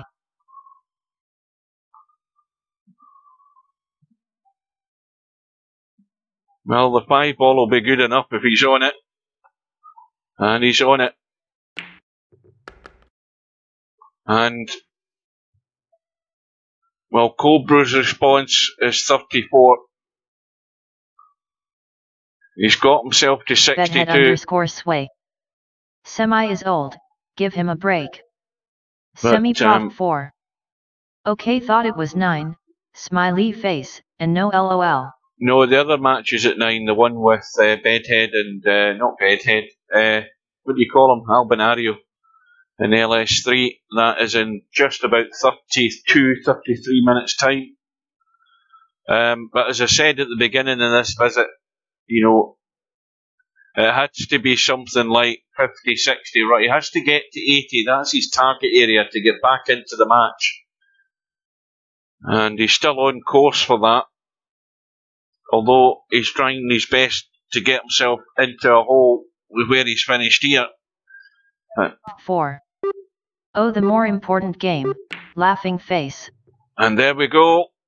He's got himself out of shape, and that was 1 ball too many. And Larry has still got a 47-point lead. And plenty of balls to choose from here. But he needs one of them to try and get good on this too. And he shouldn't have much of a problem getting to that too. I mean, if it was stub, he could cut it now.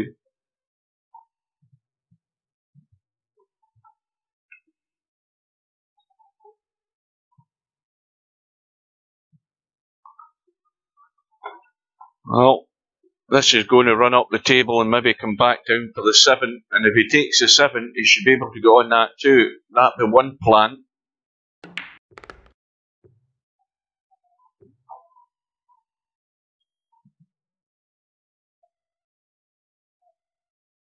And if he drops the 7 in now, he can go on the 2 and see enough of it to pot it, I think. But that angle, he might not be too comfortable with. But we know it's a problem that has to be dealt with. Now again, from this 4 ball, he could run off the side rail and come back across knowing that he's going to be extremely unlucky not to be on the 15. He could run this 4 in and run across and try and just get a hit.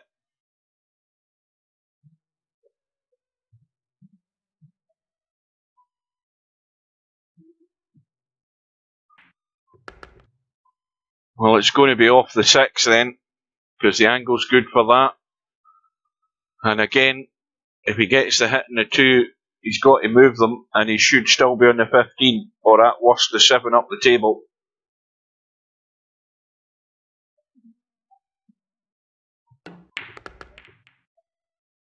And that's over the pocket, so that's the escape route at 13 ball.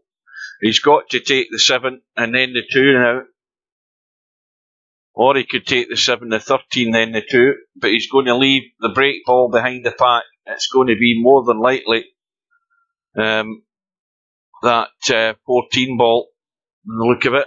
I mean, the 2 ball could still be a break shot, but he has to get it clear in his mind what he's going to do. If the 2 ball's going to be the break shot, then he needs to get rid of these 2 at the bottom of the pack.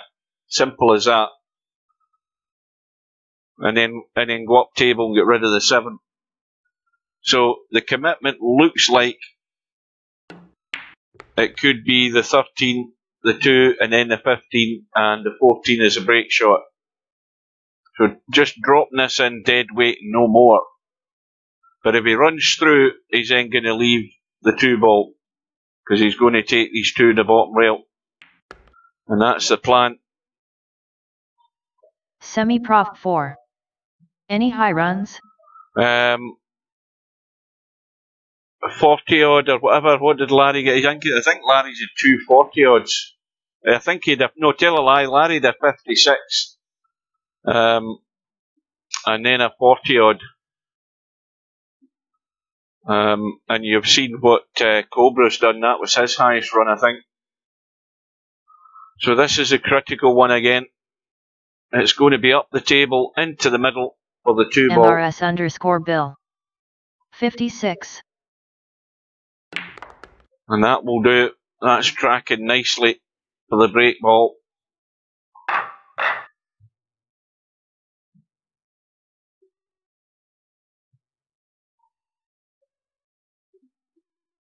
Got to be nice and firm. He wants to bounce off those balls.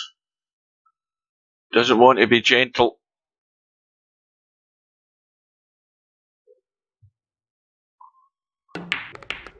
And he's run up the table off them, and that's perfect. That is very nice. And, well, all is okay apart from the 2 in the bottom rail. If he picks these off the right way, he could look for a nudge into that little cluster in the middle there. But they can be picked off as long as you get rid of the blocking balls. The 14's a blocking ball to get to the 5. And that 12 ball that he's going to take now is a blocking ball, and he can also deal with the problem. And he's dealt with it. And I think he might deal with that 10 as well, seeing as it's finished blocking the 3.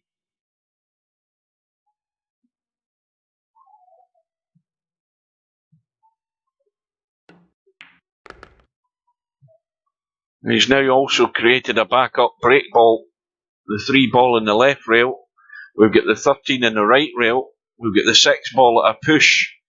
And we've also got a 14 ball as a break shot. So Larry is in prime position here to do some major damage to Cobra's hopes and staying in this winner's side. And Larry can also get the little nudge right now if he wants to. Well, he didn't want to do that. He did not want to brush into the 4, because that scuppered the line that he had there to drop onto the 5. And now he's going to have to rethink.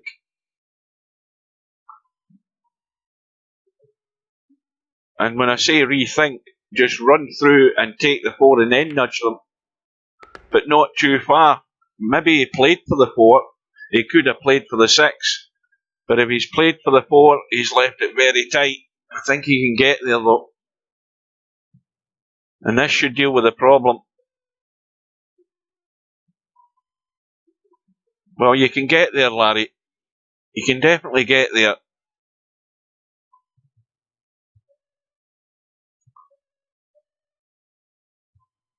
Well, somebody convinced me he can't, but he can. You just got to dig in a wee bit to open them. Yeah, not too much though.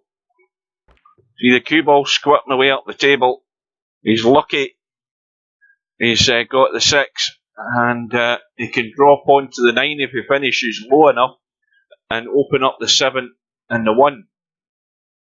So if he just rolls right through, he could have ran the 9 in and ran into the 7 and 1.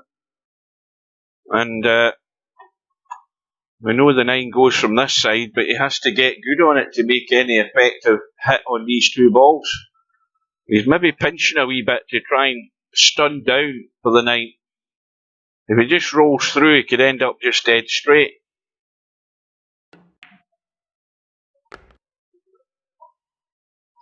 Well, he's surely got to take the 5 ball.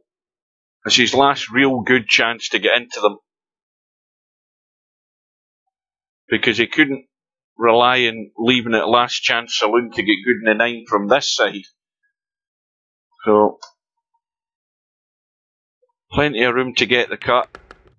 And well, we know the 7 goes, but now it's getting there. Now, this shot that he has on the 9, is he going to risk getting another hit on them just to open them right up, rather than relying on getting down onto the 7? It might be worth a go. He's got the breaker, the break balls are there, and that'll do. That makes sure that he's opened everything. But now he's got a testy pot in the 1, and it looks, if he just runs up the table, it's going to be the 7, and then, well, it's up to Larry's choice as to what he wants to leave. These balls are more or less parallel in terms of what's going to be the better break shot.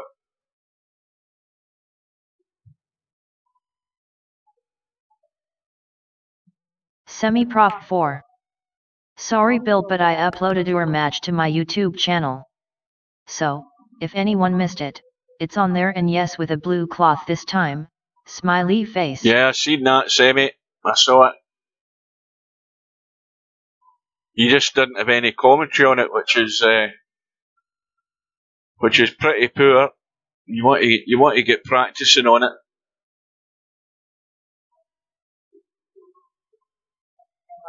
Score Bill. Thumbs up sign. Well, where's Larry going? The run is 20. The lead is building. 4. Don't care so much on commentary. Yeah, I know that crap, mate, you've got. I thought mine was bad.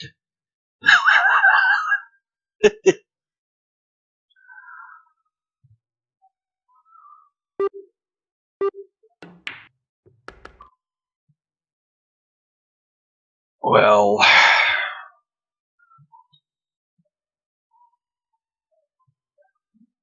just a roll through off the side rail and out into the table.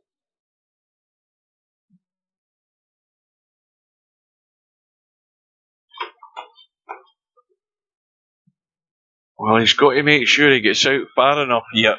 He wants to be able to run that 13 in and make sure he's going to hit the pack on one hit rather than running 2 rails across each side of the table. And he's got too much juice in it, Larry. Way too much. I can't believe he played this shot. He's pretty much dead straight, and he's going to try and pinch something here. But I think I'd be maybe even running for cover if I was Larry. I mean, what reward are you going to get by trying to slam this in and create an angle to get to the pack? He's going to try and run through with running side. At this point, Cobra usually get a board by now. No, Larry's seen sense and taking the point, and he's going to just run onto the head of the pack, probably sacrifice a point. Well, he's got the ball to the rail. Now, has that 4 ball stayed safe? Yes, it has. There's nothing on for Cobra. And Larry just has to keep it nice and tight. And don't leave any encouragement for Cobra to get back into this. Because this is this is almost like deja vu with the match in Albinario. It went a pretty similar way, but then we had those little scary moments when Larry sort of lost the plot a wee bit with 2 or 3 shots, and Albinario had a chance, but it very quickly died. But he's in a strong position. He's 80 points a lead. I think that's 80 points, isn't it? Or is it 70? Somebody do basic arithmetic for me. I think is that a 70 point lead? My brain's on shutdown mode, I can't count.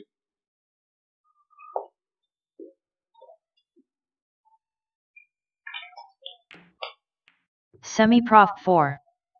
70. That is 70, thank you. I can't be bothered getting a calculator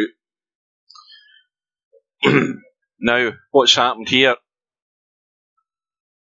What has happened here? Well, that 3 ball is wide open. If Larry can squeeze past the 6.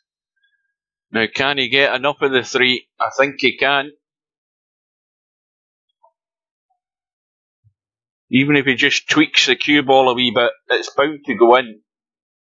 He's bound to hit enough of the 3 to make sure it goes in. Yeah. Every time it's going. Now, of course, this setup isn't very encouraging. But he could run forward. He's in danger of running into the 3 if he comes off the shot rail to try and nudge into them off this shot. They might try and leave a cut in the 4 to do something similar by cutting it and running the rail and coming into them from the right side. But he could also just drop behind one and pot one up table. He's got that choice. But he needs something to run into them. Now he can do it now. If he takes the 9, he can run forward into the 5, run into the 2 and 12, and open them. He hasn't done it. That's one chance gone to break those up.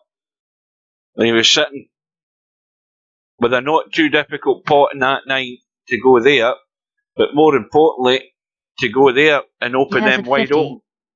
That headset goes from perfect to hollow at will, Hugh. Well, it'll just have to make do. It ain't going to get any better tonight. And it ain't going to get any better until I can spend some valuable time on it, constructive time, on working ways out to make it better.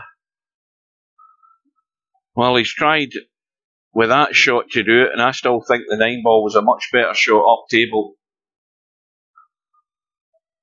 It still can be if it was to drop behind it, but once again he's running out of options to do that. The 2 does go. Now, if he potted the 1, after he's got rid of the 2, at some point he pots the 1, he's got no problem then. Deist Nomad. There's a load of posts about it online, should be an easy fix, K.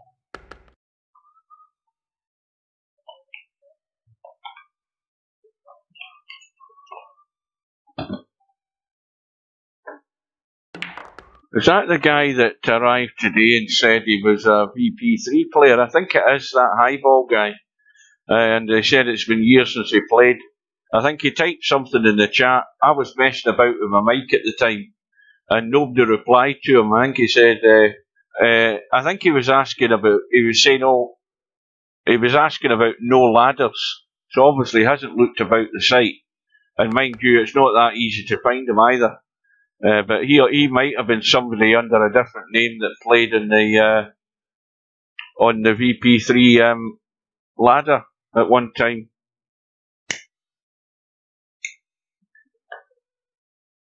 And that's him just discovering VP4 online.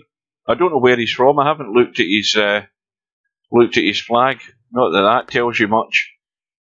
It could be from anywhere. So Larry should have listened to me earlier on when he was behind that 9 ball to pot it up table and run into those balls, because he's still got the problem. And he's got very limited chance here of getting the problem dealt with. But he's now got it dealt with. But where's his break ball?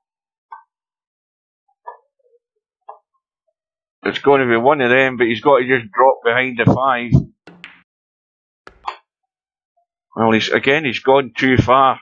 Just a gentle little stunny draw he wanted. He's gone square in this thing. And it just means he's running around again. Birds, flight, random projects.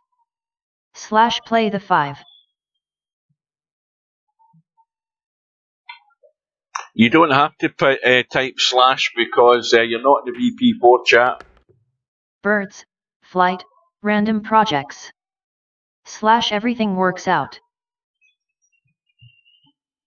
Well, he's a bit straight in this 6 ball. Going to have to stun it firm to get out, but not too firm that it goes straight again. That's much better. That's perfect. To hit those corner 2 balls and get the cue ball away, but not too much draw.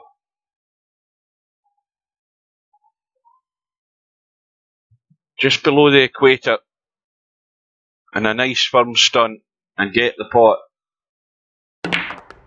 And the cue ball's just drawn away from the pocket there. You see how that cue ball was squirreling? It just drew away from the pocket with that spin. And he's still looking good.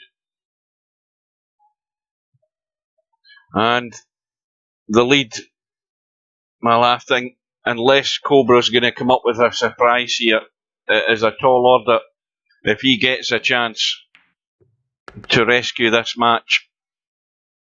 Larry is in the driving seat. And, well, he's got about, I would say, a lap and a half to go in Formula 1 terminology. He's, the pits are calling him in for a tyre change, but he's ignoring them. He's got his head down for the win.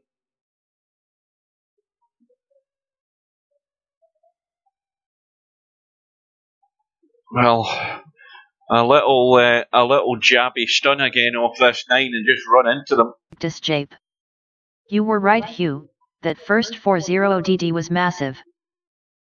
Yep, if you get in from that start and you get a chance, if you make that impact early on and get a decent score, it just means that as soon as your opponent comes in, they know they have to do the same thing. Anything short of that, and they're always chasing the match. And if you get in again and do another one like Larry's done, it's all falling into place for Larry. Exactly the same as the Albinario match.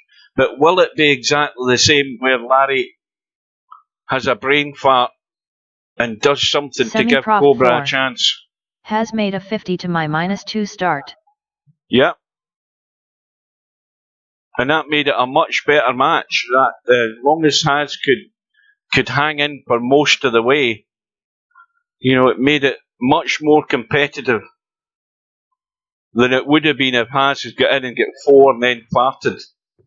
You know, if you can just make an impact, you can bring yourself right into the match, give you a chance. Now another stun this time and do the damage that's needed.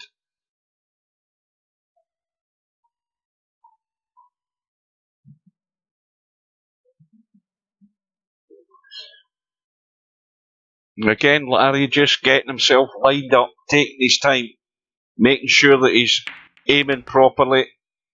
That little nudge there. Well, the 2 ball's the one that's in the way. He'll be looking to get rid of that at some point.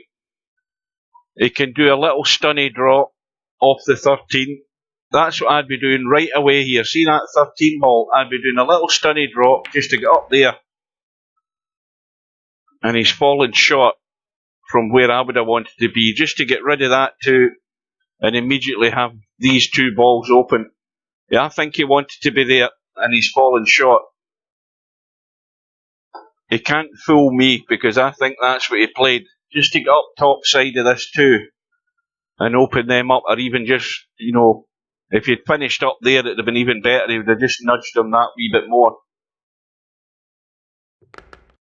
So, how's he finished now? Well, it doesn't matter. He's opening it up from that side, and he wants to stun from that side right now again to get rid of one of them. Semi-prof 4. 10 mins to all B. And now he's going to brush the 14. He's got to be on something off this. He can't finish locked up.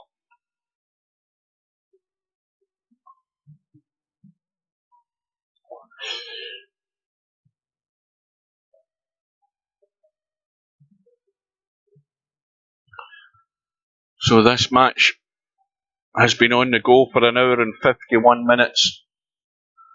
And right now, Larry is Gloria Victus Jape. He's now coming around While to the Albie start does of the his final pre-match lap. yoga, I eat muffins.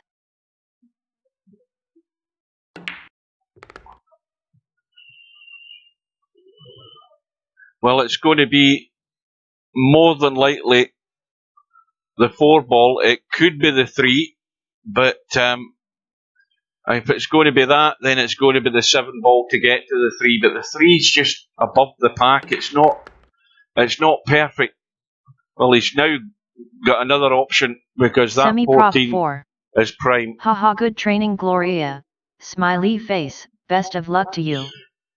Couldn't have asked for a better little kiss there. That's got the 14 stacked exactly where it wants to be. But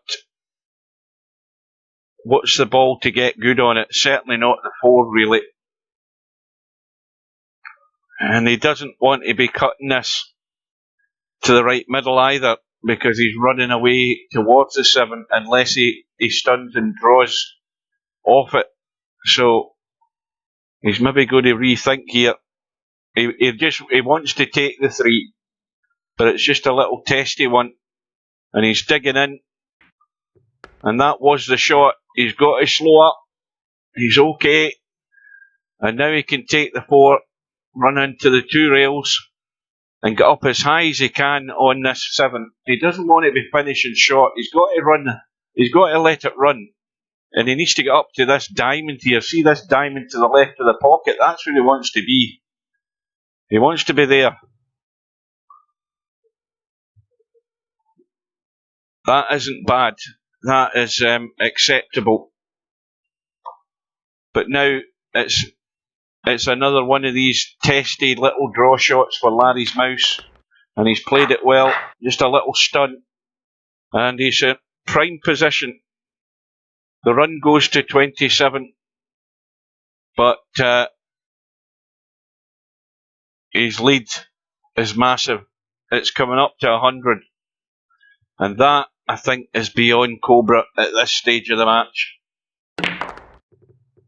It will be a big, big turnaround and a massive turnaround if Cobra gets a shot, let alone follows it through and runs the table for like 40 minutes.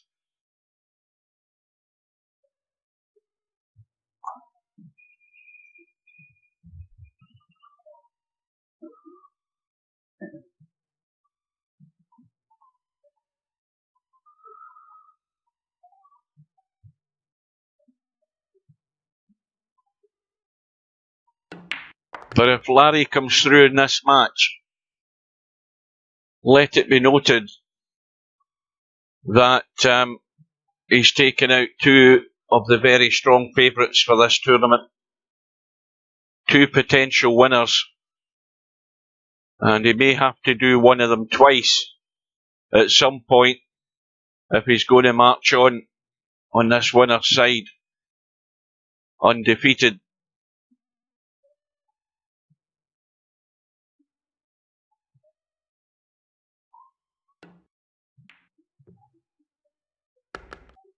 It's full focus time for Larry. Everything is on. All of these are his. And he's got a break ball. The 3 ball is passable from that side if you go inside it.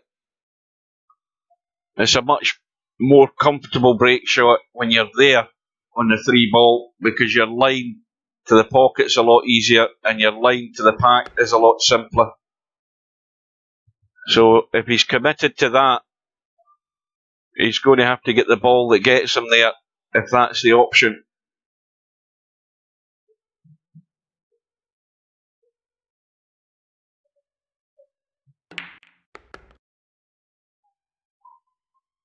Now, does that 7 squeeze in? No, it doesn't. And it's just as well because the only ball there that was comfortable is that 12 that just rolled into play. Although he could have rolled a 5 in, no problem.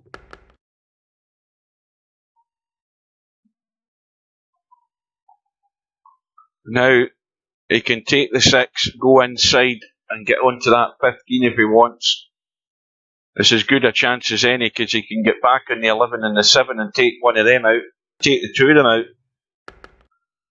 Well, he's nudged the 3 up the table.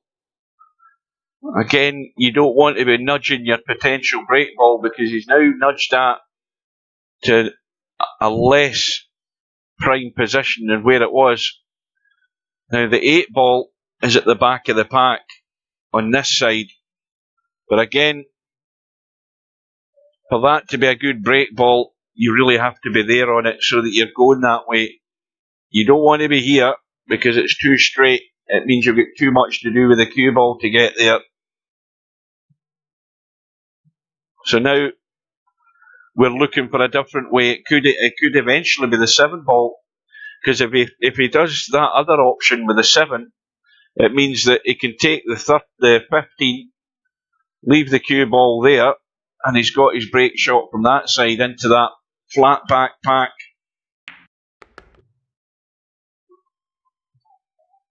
So I'm trying to get inside Larry's head to think what way he's going to do this. He certainly doesn't want to run into the 7 from this, so he may well just drag the 7 in and stun across. He doesn't like it. He's looking around, but he has to avoid running into the 11 and 7 if he can help it. But the angle he's got doesn't suggest he can, and this might go pear-shaped here.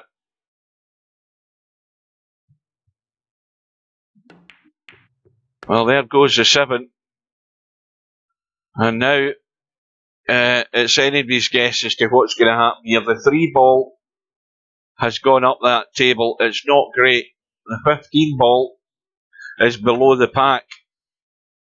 If we have a look at the line, that 15 ball's not great. It means that when you're potting it, if you're out in the table, you've got to dig into it to get it into the pack.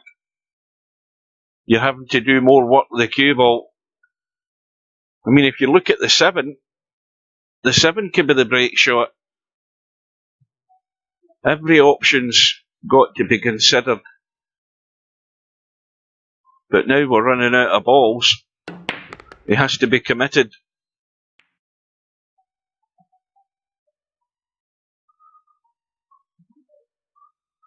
And each time, I mean, if he takes a 5 now, he's got to get this cue ball right. He has to take the 15 next if he's going to use the 7. Or if he's going to use the 11, he's got to get rid of the 7 and make sure he's not stone dead on this rail when he pots the 15. Now, is he going to go square, in which case he needs to stun out? See, he's left himself too tight to the rail here. He's got to dig in with this cue ball, because if he runs off the pack, we know what happens. Well, he's run off the pack and he's got round the corner now. He'll take it. Very risky. And he's still in business. And the run is another meaty one. This is what you're talking about. 42 and counting. Master Power. Send them all to the loser's side. I got this tourney. K. Well, Larry's looking for the shot, and he can get the shot directly off this 6 ball. As soon as he rolls that 5 in, he just needs to roll it and leave that angle, and he can get right into this bunch and tear them apart. Just a gentle roll through, not a lot. Like that will do. And now, when he tears these open, and he's on a ball, he's now got about, in Formula 1 terms, he's got about 3 corners to go, and the checkered flag is out, and his team are waiting for him to step onto the podium.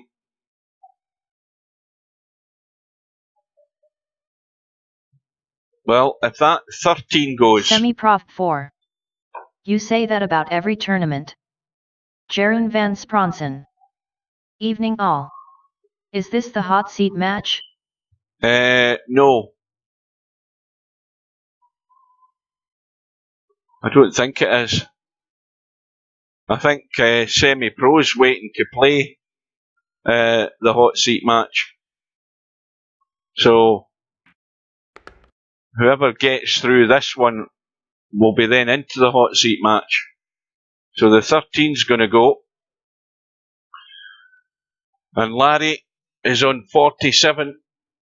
And he is just 20 away.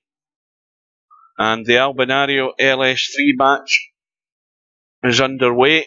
And we will drop into that one as soon as this one's over. But like I say, guys, I may well not be able to stay to see the end of it. So, welcome to all the latecomers.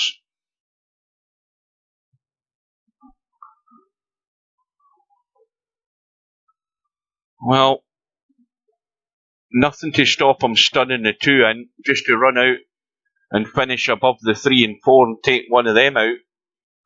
That's a simple enough shot. He could finish. Radecki. Evening, not late, was here all the time. Let's have a look. Smiley face. Well, I don't know whether he did play for the 2 there, but... Napnicker 99.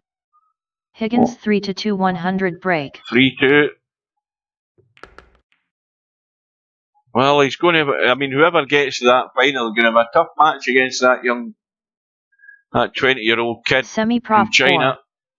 Should have left the 7. Well, that's what I'm thinking. Where's his break ball now?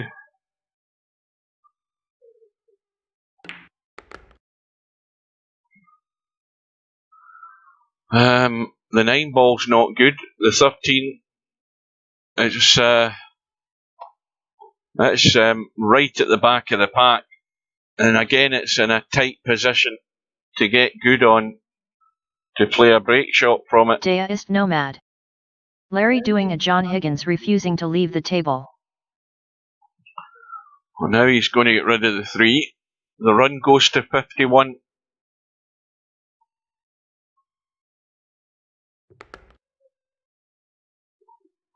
And Steve's come back to have a wee look. He's scared to come into the stream, or he's in the stream. In fact, anybody that's on YouTube can have a look and see who's listed in the chat to see if he's hiding there watching this, but scared to type anything. Likewise with Twitch, whoever's on Twitch can have a look and see who's listed in the chat. The chat participants. You can't hide there, Steve, if that's what you think you're doing.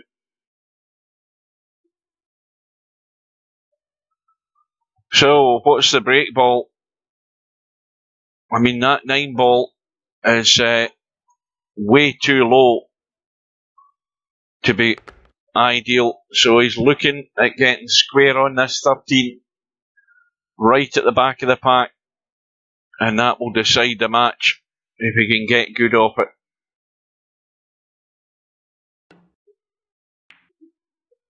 And he won't get much better than that. He just doesn't want to be drawing back or running forward, but he has to get them open. He doesn't want to freeze on it.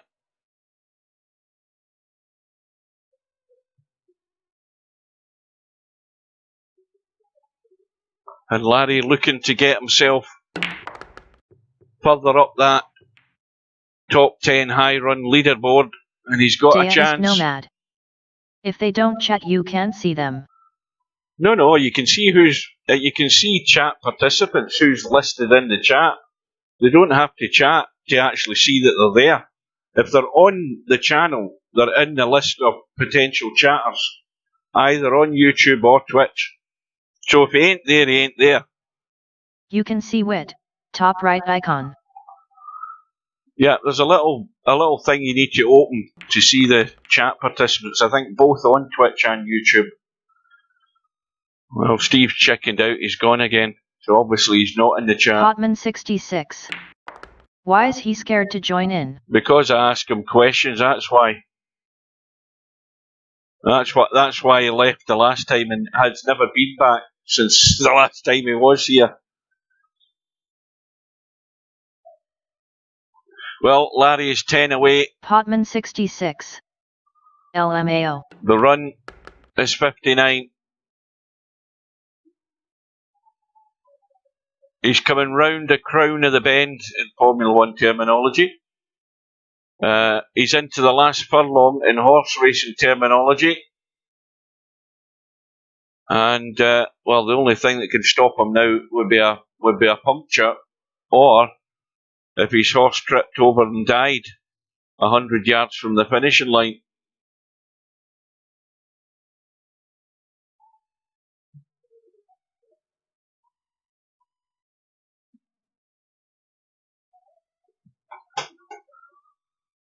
Well, he's needing 9 balls.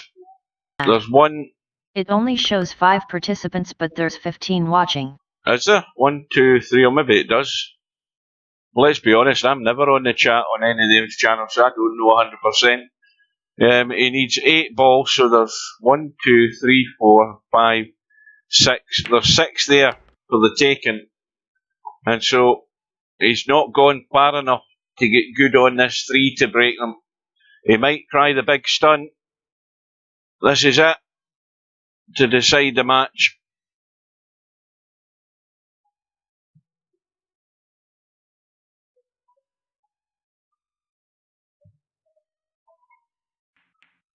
And that has decided the match. They're all there.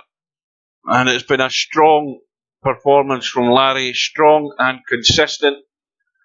And he's done what you have to do in this tournament if you're going to be in the mix. If you're going to be in contention, when you're at a visit, you have to construct a score. And he's done what's been asked of him. And he's also got himself further up the high run board, because it's going to be a clean run out here for Larry to finish the match. And you can't ask for any better than that. And Cobra has not really had a sniff. And it's been a stronger performance than the match against Albinario. Albinario got to 111, I think. But Cobra's nowhere near that. He's been snuffed out. And so Larry, just a roll in the 10, a roll in the 6, and he is home and dry. And he's taken out 2 of the strong contenders for the 68 tournament. 68 was his previous high run too. Is it? Ah, well. So, alright then, so he hasn't gone any further up the leaderboard. I thought he was going to go further up, but it's a run of 68 that gives Larry a very, very strong performance and a very comfortable victory against one of the strong favourites in this tournament. He wins the match by 200 points to 62. And with that, we will do a quick jump into the bracket. We'll see Larry go through. That will update any second now. And we'll see that there is someone looking at the bottom. Jayist Nomad. And that is Semi-Pro. Awesome play by Larry. And Semi-Pro is going to be Larry's opponent once this refreshes. It should do it. I'm going to wait until it does it, so that we don't find out that the tournament bracket is broken at this stage in the tournament.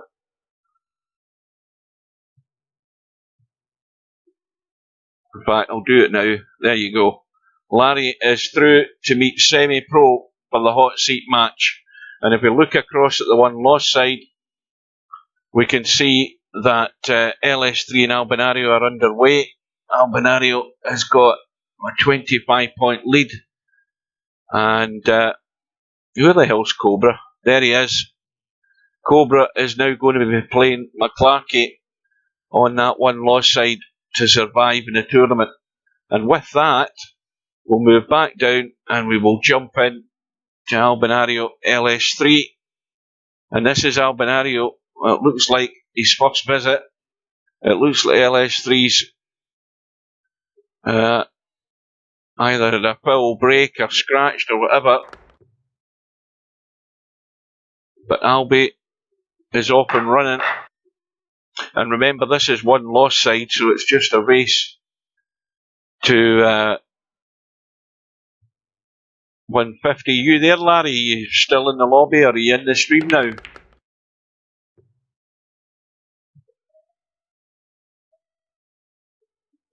Drag him into the stream, somebody.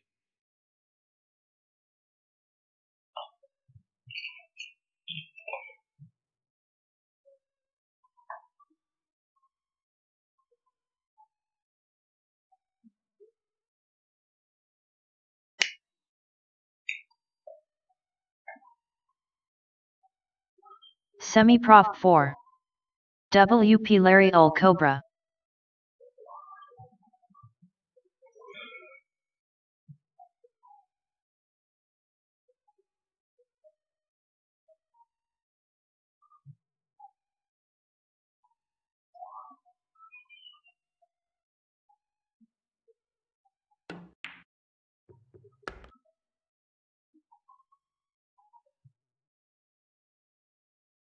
Chet. Hey. Well done, Larry. That was a tremendous performance. A great match to back up the last match against Albie. You can't get much better than that. That puts the frighteners on whoever's left in the tournament. As long as you keep playing exactly like that for those last two matches, 66. you're in with as much of a Did shout as anybody else. On break? Yeah, well, she must have done something to be on -2. Sylvia. Not bad. That's as good as you're going to get out of Sylvia, Larry.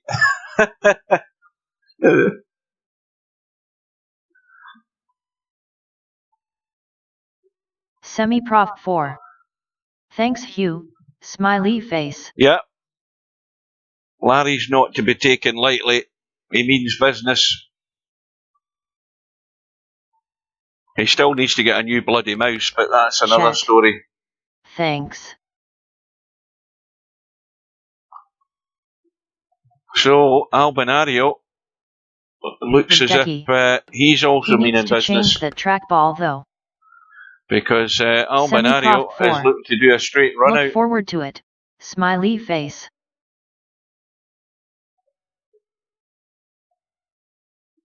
And none of this midnight starts semi-pro. If that isn't a hint, I don't know what is. I think it worked pretty well. Yeah, it worked pretty well, but it didn't work pretty well. When you watch the replay, you'll see the shot that you didn't get right, and that was one of those little draw shots. I spotted it. Everybody else spotted it because I told them. But other than that, it was superb. A really strong performance, good contributions, and the best way to finish a match is just running right out, giving your opponent absolutely not a sniff.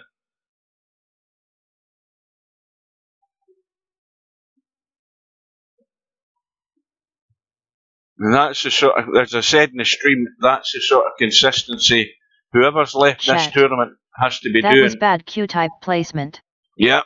Oh, that gets the blame now. All right. And I think that little jabby stun shot that I talk about is the one that you can't execute perfectly with one of those mice. You know, little jabby stun, just half a tip below the equator, but a little stun gives you that little soft draw just to get there. Now, how's Albinario going to progress here? Is he going to go all the way? It's a big, big ask.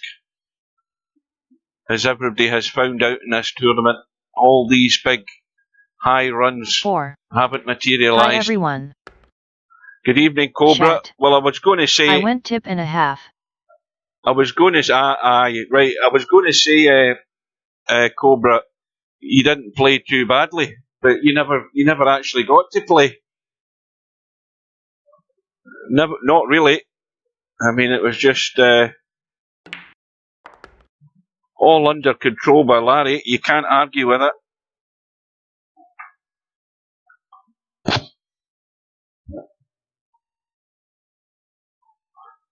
Well, if everybody thought Larry had his good match against Albinario, he's more than backed that up.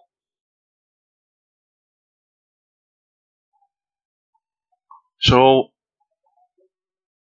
it's pretty scary over in that one loss side, because Cobra is going to have a few bruises to recover from, but he's still got a great chance. Did 2 crosswords and 1 word search whilst watching LOL.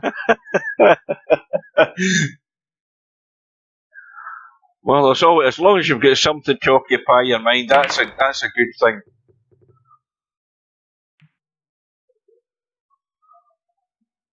But it is, I mean, doesn't matter what side you're left on in this tournament.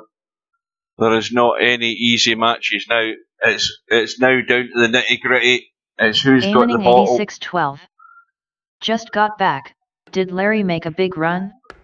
Yeah, he ran out with a 68. I thought he was going to get his high run, but then somebody told me, reminded me his high run was 68. So, but it was still a very, very solid performance. Made good telling contributions in pretty much all of his visits.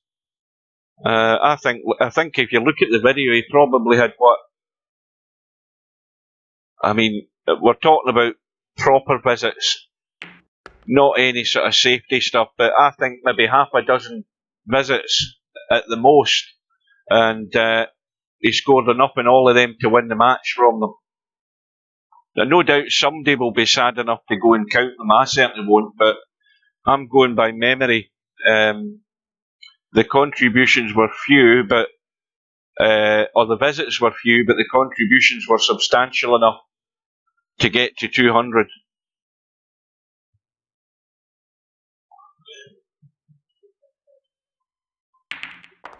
Cobra 4. He was slow and clinical. Aiming 86-12. Yeah, that was exactly what was the score? Well, exactly the setup against Albie. He was taking his time, make sure he was doing the right thing most of the time. I can't remember. What was it? What did Cobra get? 50 odd? 50 something. 200 to 50 something, I think. Or was it more than that? Maybe I'm been discrediting Cobra. I can't remember now. Wait a minute. Hang on. What is the bloody score? See this thing? I can't be doing with this at all. Cobra 4. 62. 62.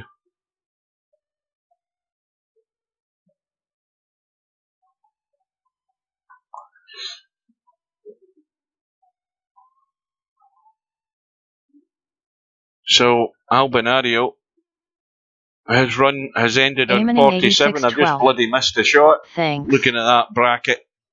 He's obviously left a 14 hanging. And LS3 has got rid of the deficit. She's now back to 0.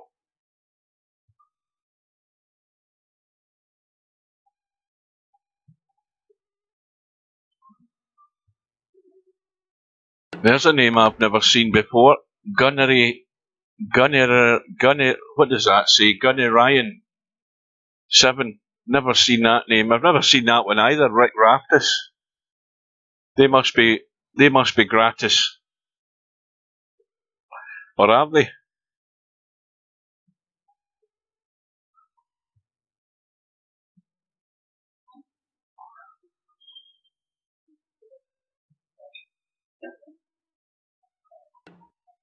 I'm just going to check that the mute on my mic works, because I'm going to blow my nose.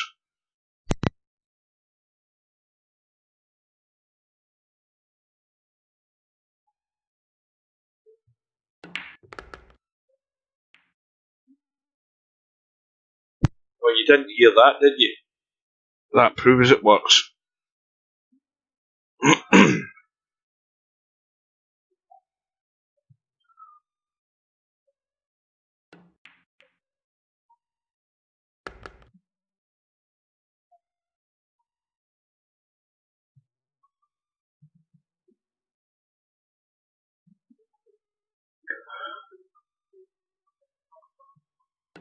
Oh, the odds have started big time.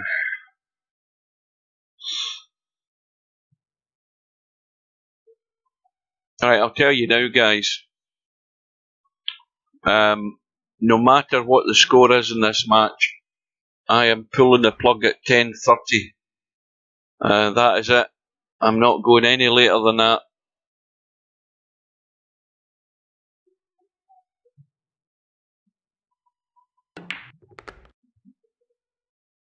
And LS3 sitting pretty nice. Well, I say pretty nice, it's going to glance off the 4.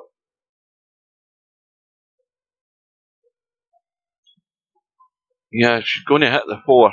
Potman 66. Have you had your supper, Hugh? I can't even remember what I had. What did I have? I had a chicken jalfrezi. That's what I had. Semi-Prof 4. Very nice, thank you Got very no much. stamina, Hugh. Laughing face. Aiming 8612. Plenty of time then. It's only 4:22. Yeah, it might be only 4:22 where you are. It's 9:24 here, or 22. And it's actually past my bedtime at the moment. Up at 4:30 tomorrow morning.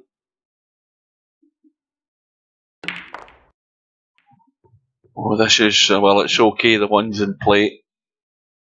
But there we have the cluster that has to be dealt with.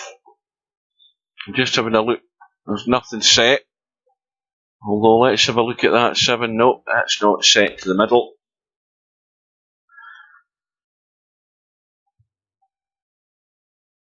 Aiming 8612. 4:30 tomorrow morning is still last night where I am.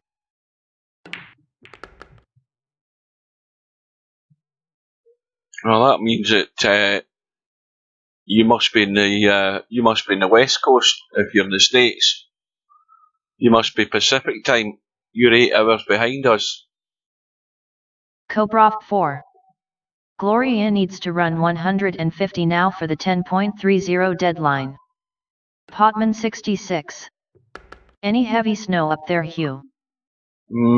Yeah, well, put it this way.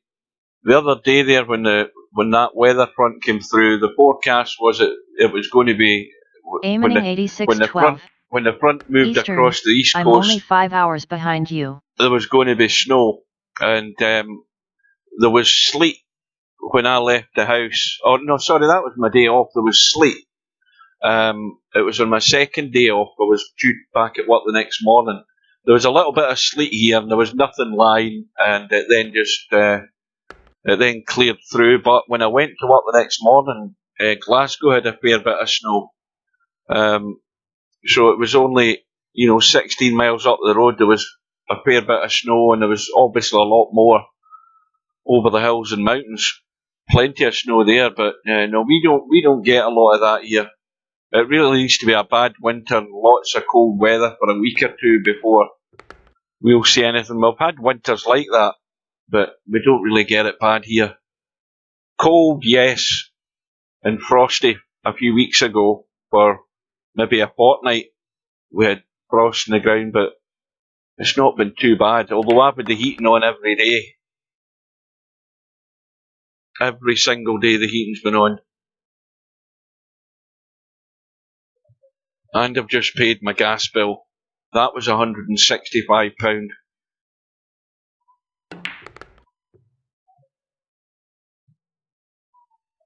So, LS3 is at the critical stage. We've got a break ball.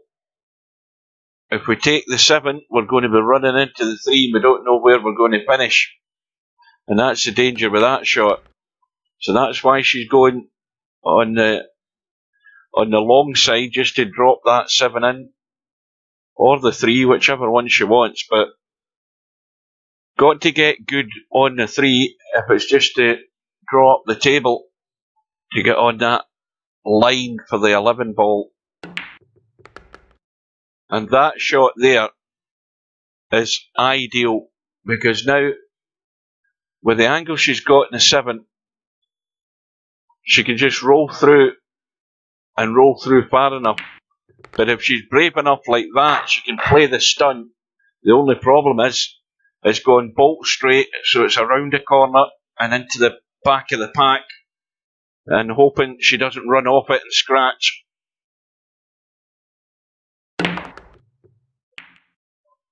And it thought about it, but she's okay.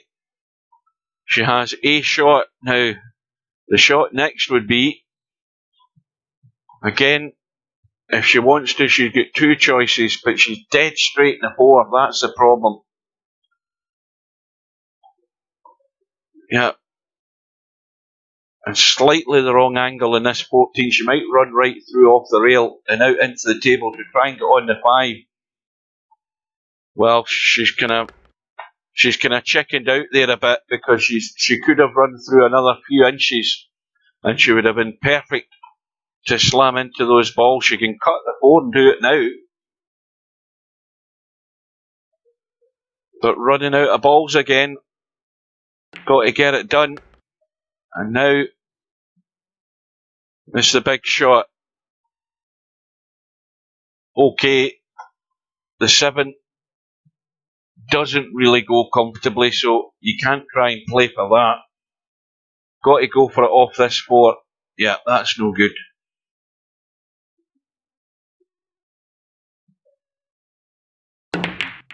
Oh, she's missed a 4, and that's a missed call. It's going into the opposite pocket, and the run ends in 27, or 26, sorry, with a missed call. Aiming 86-12.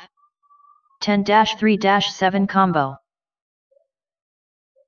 Well, LS3 has fallen short of the target. She had to get rid of that deficit. Albinario going to play the cut, unless he wants to drop the 13 Hotman in. 66. She had a slash at that. Yeah, well, the trouble is, at this stage in the tournament, she might be coming back to the table with a hefty deficit on hand to be dealt with.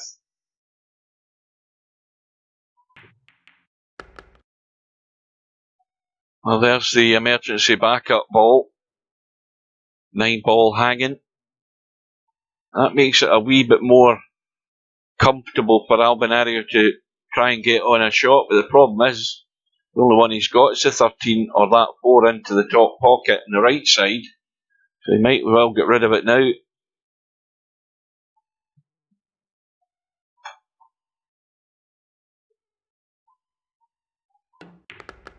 Well, he's taking evasive action to avoid running across back into these balls, just to pick off what's there, because if he gets good in the 4 and gets rid of it, he's opening up the path clear for the 3.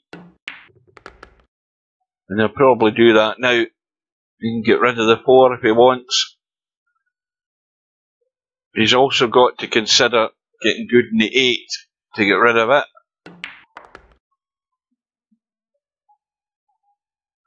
So, if that's a 12 ball, or the 10 is it?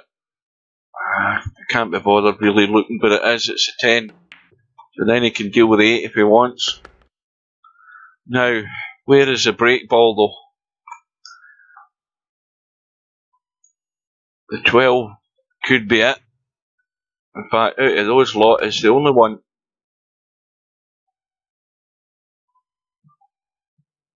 Everything else is in the pack.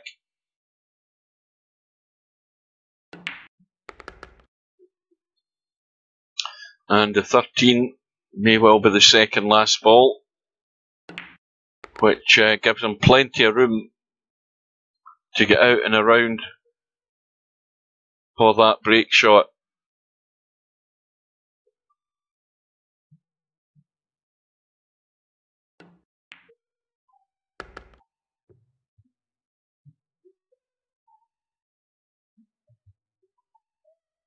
It could also be, well, I was going to say that he could have been considering playing that 15 ball last and finishing the pack with a cue ball.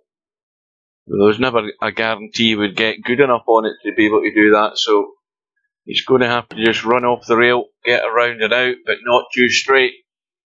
And that looks pretty good. Or is it? Let's have a look from this side. That's okay. But again, he's got to come off that pack. See, he's almost froze on them there. It just died. But he's on the 3. But he's not got an awful lot of momentum into the pack, which is why they're all still locked up. And he's took a big risk. Had to take it. Didn't have a lot of options to do any damage with any other balls.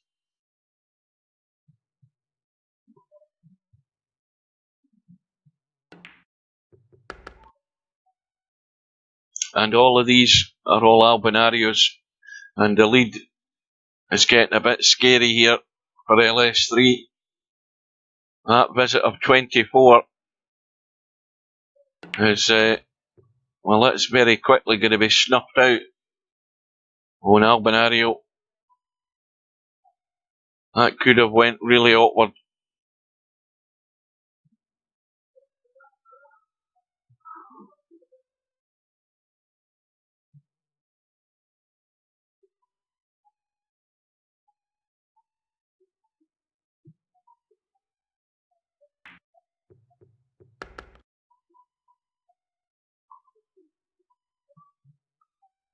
So the problem here is the way these are set. I mean, we know the 13 will go that way.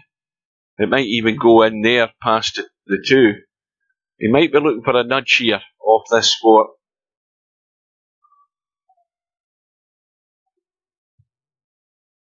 It looks as if he's taking evasive action.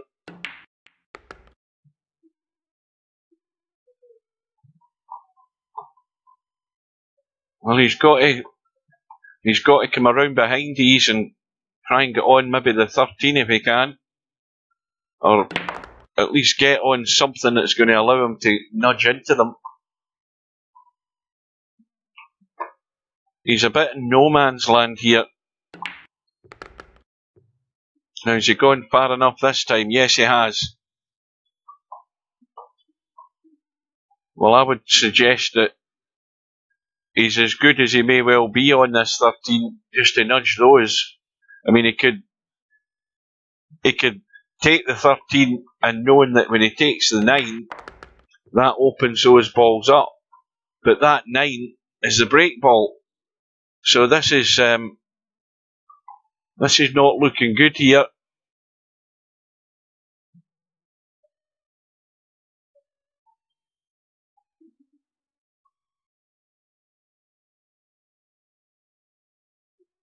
I mean, if he gets really, really desperate, he can set the 13, the 6 and the 7 as a combo. That's if he's really desperate from this side. Any update in the Higgins match? It was what, 2-2 at the interval? It must be moving on a bit now.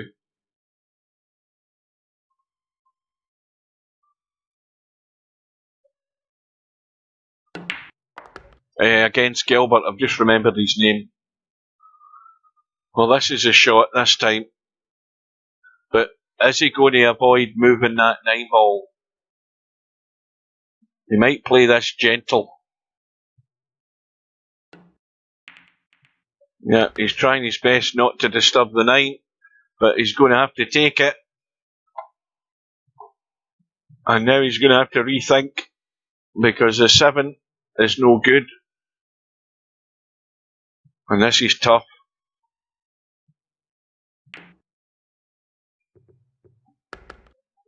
See how much that cheats the pocket.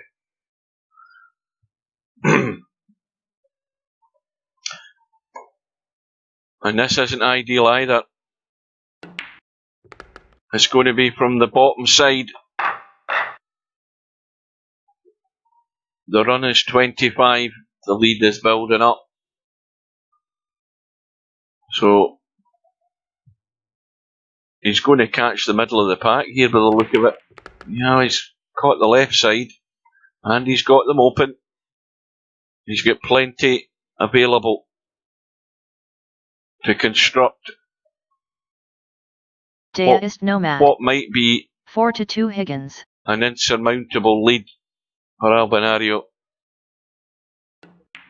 Oh, Higgins is looking good at the moment then.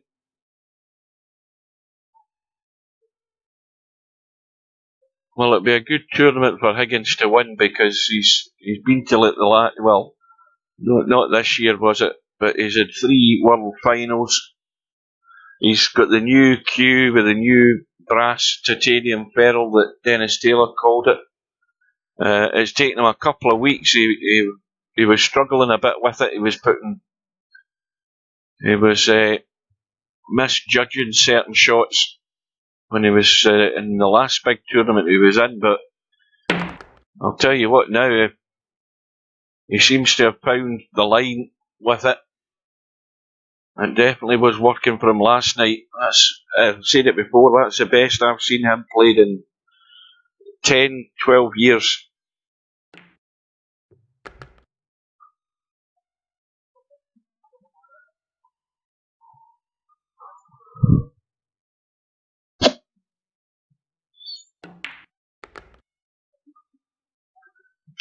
So if we look at these 2 balls, the 13 goes if you're here or there. The 12 ball goes if you're there. But, well, you don't want to be having to make that combo, really. Because it's not set, and he's trying to drop behind. He's overhit it. If he had finished short there, he'd have got rid of one of them. He could still cut the 10. Not the 10, the 12. But from that angle, it's not comfortable. So he's going to have to rethink that shot. But that's what he probably played for. If he landed there, he'd have got rid of one of them.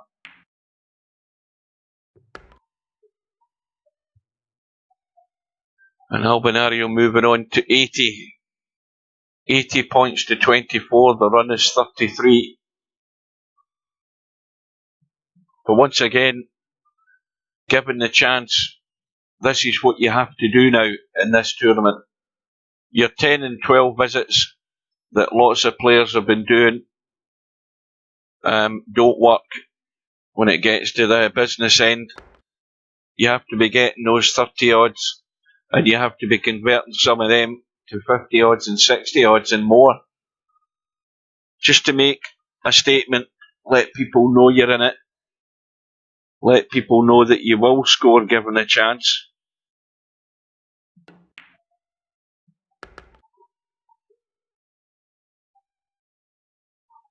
MC_Clarky. Evening all. Good evening. All these latecomers coming at this time of night. Should have been here 2.5 hours ago. I'm surprised they let you in the door. I hope you're all wearing your face masks and sitting at least 2 seats apart from each other.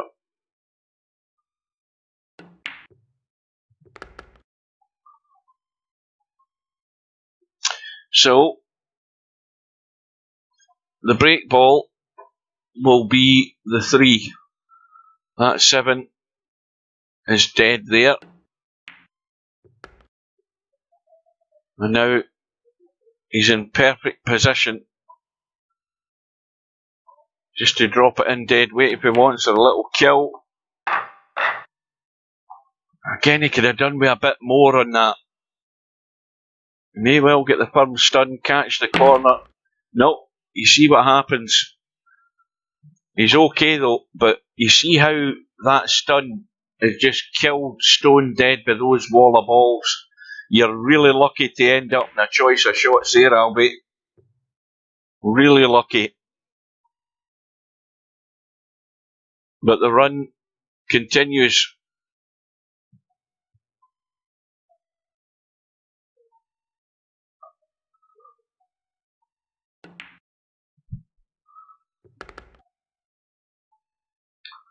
Well, now's a perfect time to do another bit of nudging. Nice and firm, but not too much draw. Opponent's ball, but not really any improvement there. Again, off the 2. He could have done it. He's going to do it off the 15. Not the 15, maybe the 11.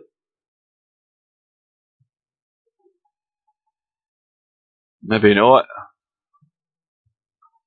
But once again, he's got an opportunity, albeit not a great line, but he has to get a move on here.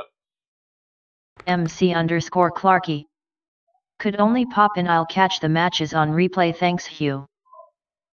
Yeah, they'll be up there. Well, at the beginning of this one, we've already had the Larry Cobra match. That's right at the beginning of the stream, and then we'll join this match when their match finished.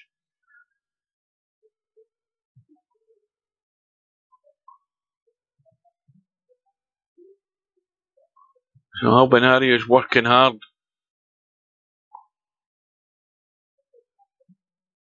Doesn't want to hang around.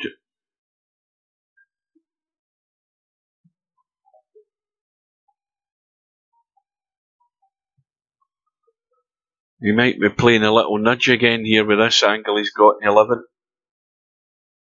Just a little brush into something or other. Just to improve the lay of the land. Well, no. He's looking to pick them off. Now, when you're doing that, at this stage, you've got to get them good. Now, if he comes back 3 inches, he can take the 10 out. MC_Clarky. I haven't seen who lost yet, so I'll find out who I'm playing.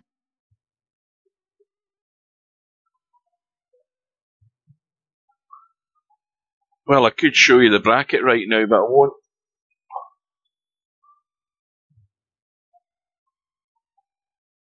You're probably better off not looking at the bracket and watching the video either later tonight or tomorrow.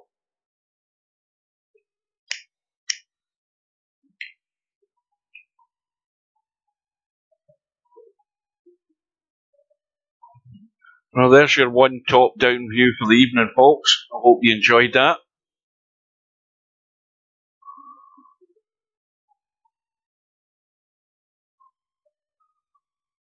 That's one thing I never do, honest to God. Clarky. Yeah, will do. Thanks. Thumbs up sign. Whenever I'm playing VP4, I never use the top-down view. I'd much rather use my donut and go and do looking at things. I don't like the top-down view for giving me lines to shot. Maybe that's where I'm going wrong. Same as I never use the fine-tune button. That's a button that can be eliminated for VP4. I've told that Steve for years. In fact, I told him that in VP3. I said, I think 15 years ago or more, I said, why have we got the fine-tune button? I never use it. Who the hell else uses it?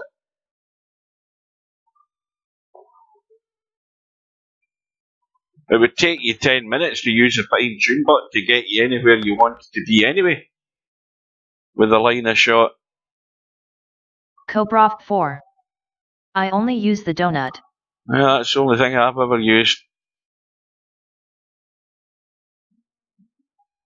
See, that's why I say that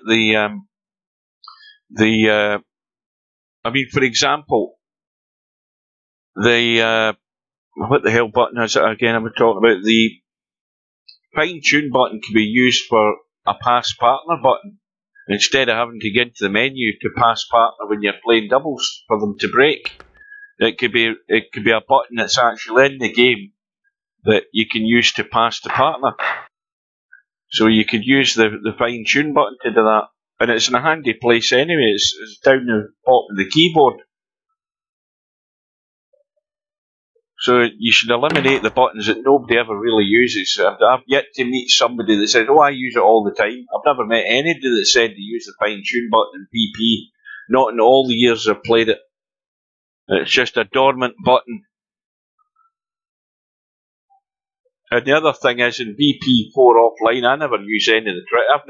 I've never in any of the games used trick shot mode for anything. I would just get bored to death messing with that.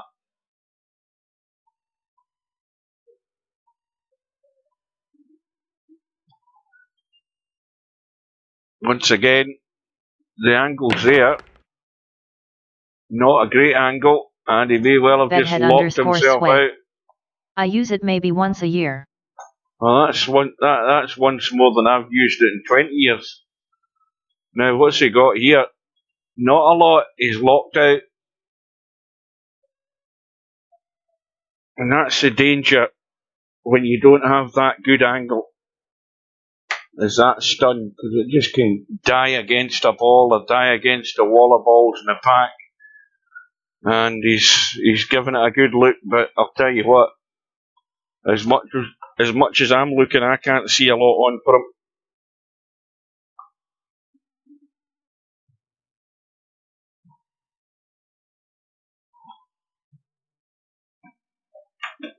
And really what he should be doing is just dropping into the pack, in between the 9 and the 10, just in the middle there. Or there, that'll do.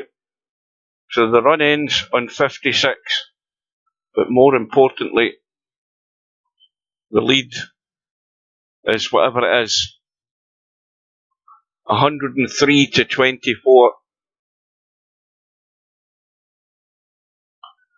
And LS3 has to find a way to leave nothing on for Albinario.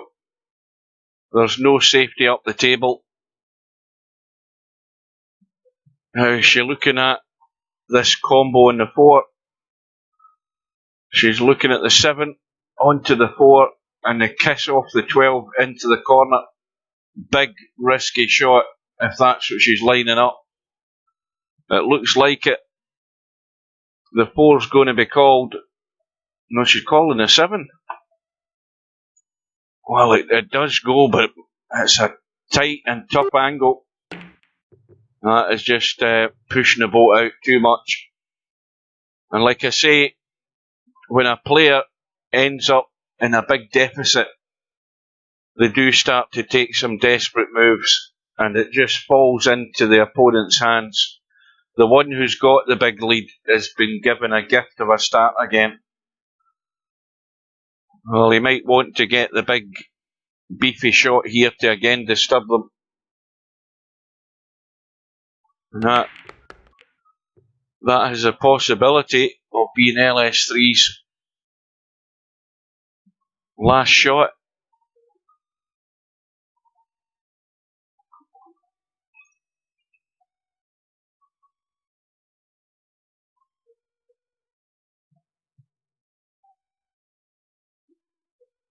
Who the hell are all these people in this room? Why are they not in the stream? Napnicker's in the room. Jamie Jam's in the room. Skyduster's in the room. What the hell are they doing in there?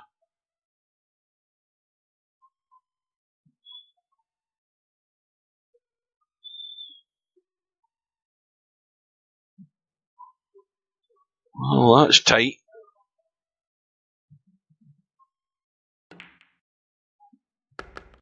But in it went. And of course we can see where the problem ball is. That is tough. I don't care how big the pockets are. That is frozen to the rail. And that's as close as you can get in VP4. That is tight.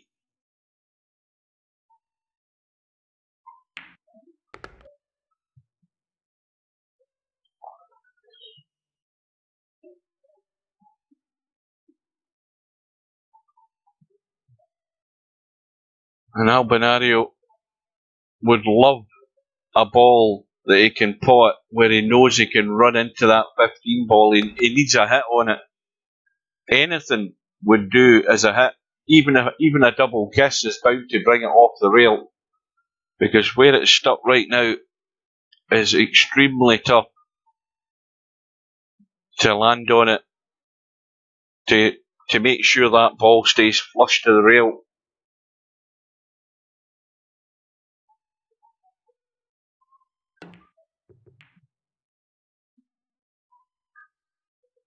Now, what the hell happened there? That was weird.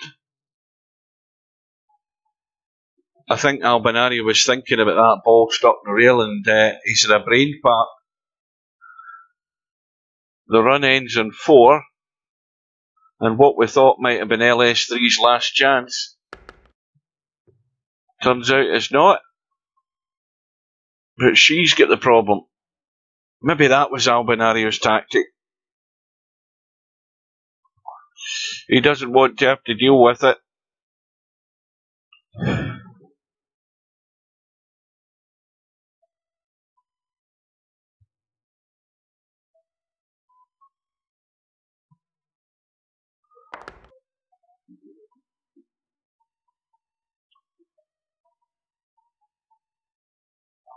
Well, it might turn out that 15 ball will be LS3's undoing and running out the remainder of this rack. As long as that remains there, it's in no good shape to do anything from it. And if she can get dead straight on it like that, that will take care of it. Now, why could Albie not have done that?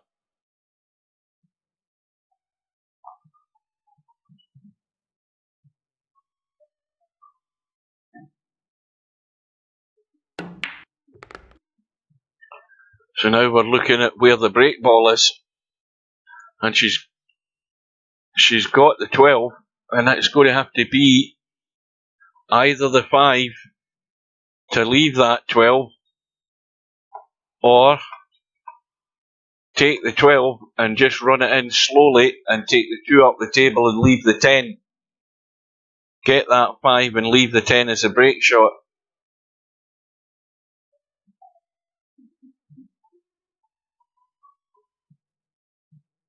That might be the best plan here, because she's going to have to do work with the cue ball to get anywhere good on any of those other 2 balls from this position.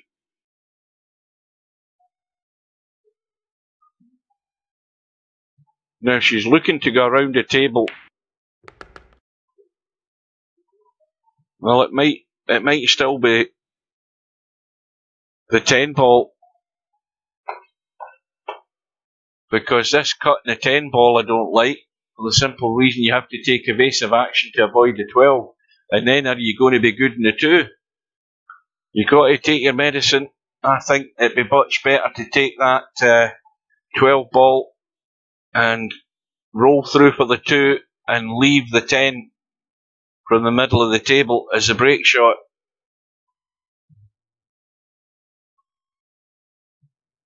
Got to miss the 12. Now how good on the 2? Not good. And again it's the cue ball running and got to run good. There's got to be 2 rails. Got to get the pace to make the pot, so the cue ball's got to move.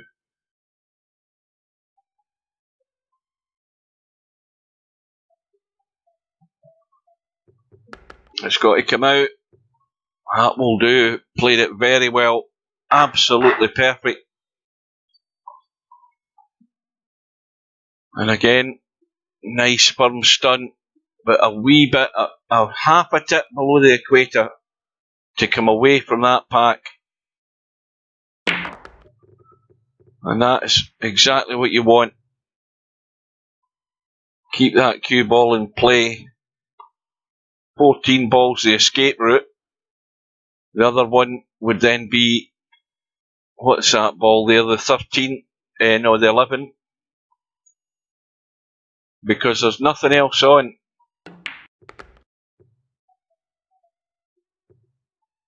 Unless she's on the 5, like that.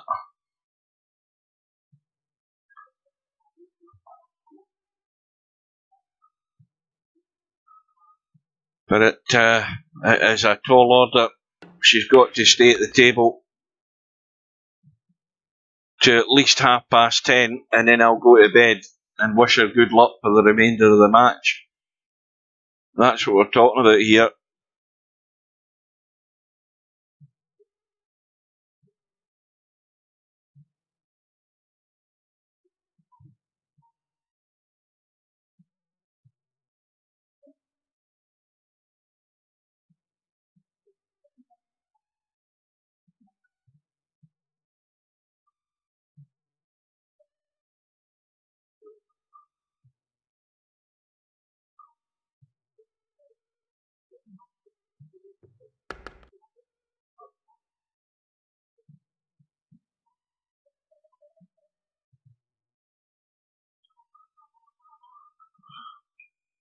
Well,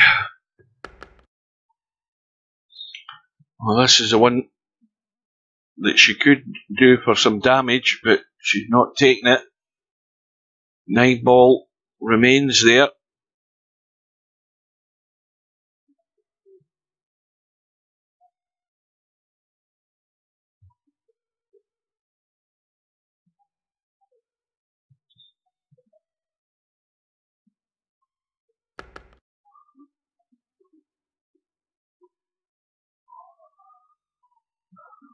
Well, again, this is sort of the middle of no man's land. Straightforward enough 4 ball, but got to play a good shot to go on the next one.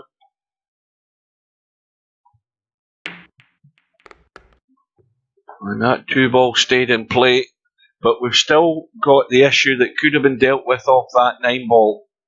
If that 9 ball was cut back into there when she was over here, she could have opened these all up. And it's at that stage where it's the same old, running out of balls, running out of options to deal with it.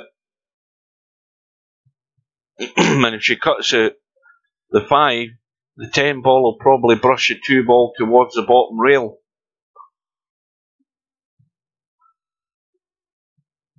Don't know whether she can get this. No, she can't avoid the 10.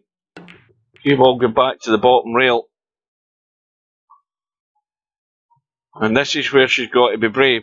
It's got to be the 15.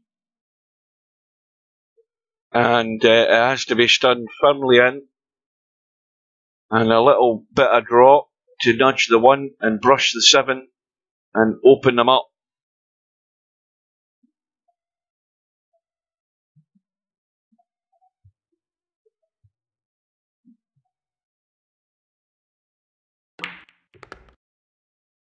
Well, just a gentle enough stun, but she's achieved what she set out to do and still on the 2 ball. Now, where's the break ball? Well, if we look, the 1 ball is sitting perfect. That doesn't need to be touched. It doesn't need to be moved. And there's a ball up the table. That 10 ball would be handy for getting there. So pot the 2 and go high enough to get good in the 7 off this 2 ball. Well, again, she's seen it different from the way I'm seeing it. I would have went high to get on the 7 and take it out. Can still do it off the 9.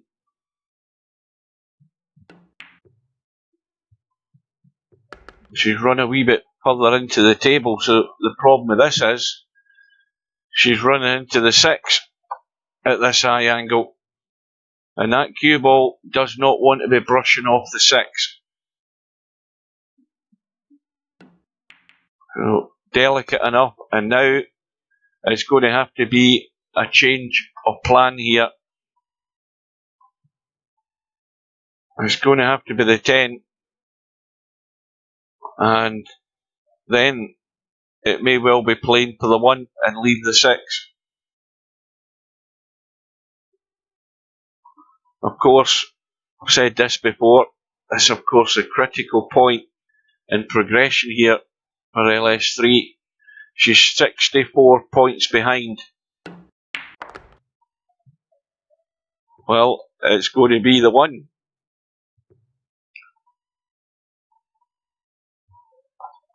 Well, this would be just a straightforward stun into the corner and stun the cue ball up the table. Into the middle of the table. And she's letting it run. And again, not the shot that's going to get you ideal for the break. Now this is where you run for cover. You just play the safety. You've got some points on the board. You don't want to just give them all back. This is a big, big shot. Yeah, that was never on. And that's just playing straight into Albanario's hands. Help yourself to a feast. So LS3's run is 21. She knows she should have played the safety. Just bide her time, protect what she's got, rather than just playing into Albinario's hands.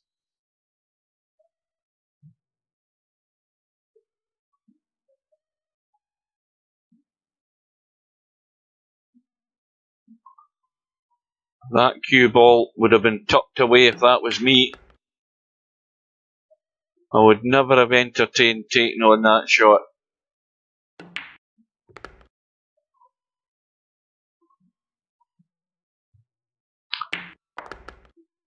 Well, there's one slight problem for Albinario. What looks to be the 13 and the 2, they're not set, but he's bound to get a nudge in them one way or another.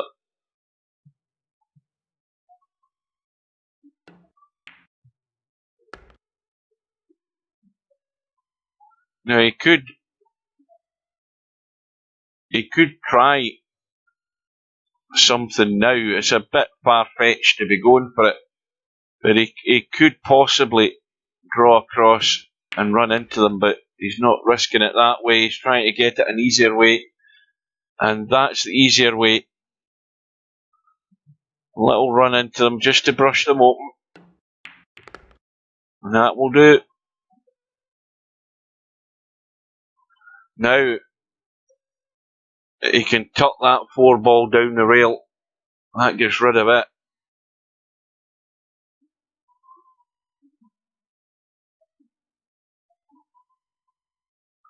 And once again, we're planning ahead here. Where's his break ball? There's nothing sitting ideal. It could be the 4 ball now that he's left it. That might be his thinking. The 2 ball's not great. So it may well be the 4.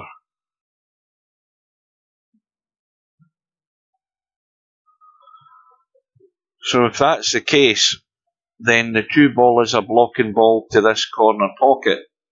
Okay, the 8 ball goes up the table, but he might not have many chances to get good on that 8. He can do it now. He's tried to stud across. He may well have taken the 8. In fact, he can still take the 8, but he's back across again for another go, and this time he's much better.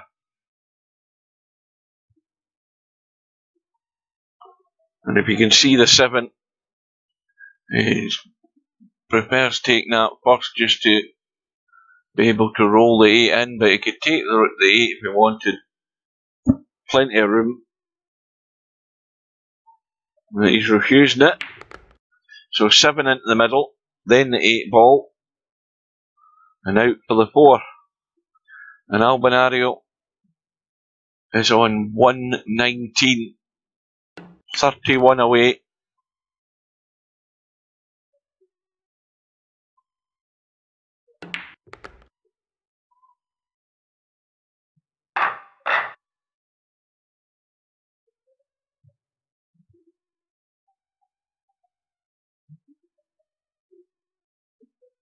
Aiming 86-12. Break with the 8.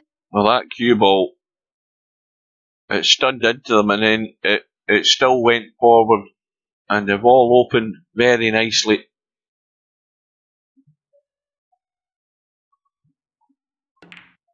Just a couple of covering balls, locking balls, that can very easily be dealt with. He's going to play the combo. Aiming 86-12. That's unmissable. Could have gotten straight on the 4 and just drawn back up the rail for a break shot on the 8.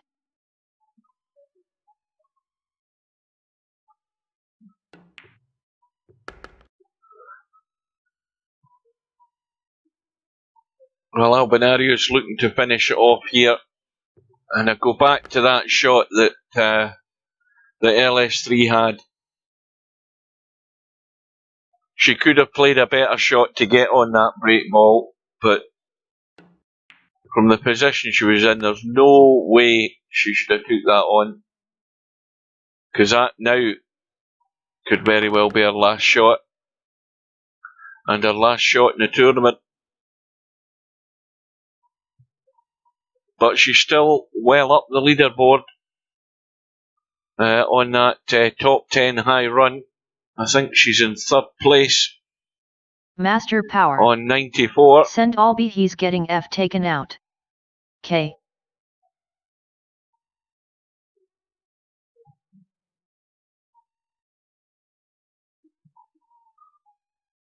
Well, this is a little testy one. Drop on the rail for the 2 if he needs to.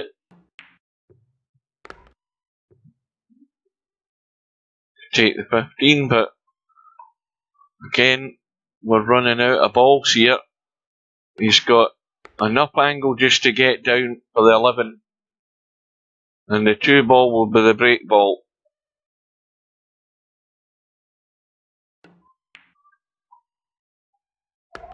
Has he gone too far for the 5? No, he can get it from top side, so that now means he's what, 133. That'll be 134.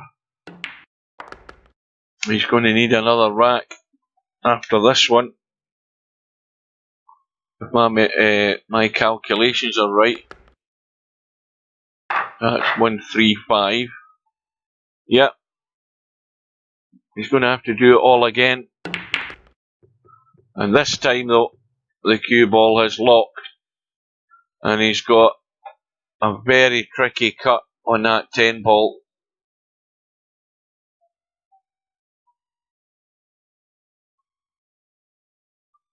Oh, he's got a little gap there just to get down in the cue ball. That's a lot better than it looked. That was handy. The run is 31. Albinario inching ever closer. We'll have one final look at the bracket, because I think that's all the matches that were on the schedule. They've all taken place. And we'll get a final reminder of how things lie.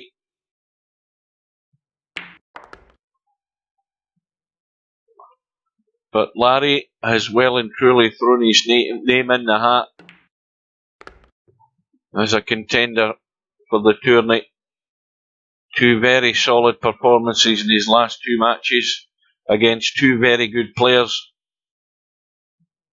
And, well, if you're going to win the tournament, you've got to beat the best at some point. And you might have to beat them twice to win it.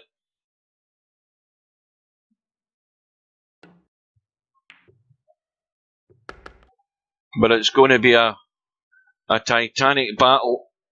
On the one loss side, that's where all the interest focus now.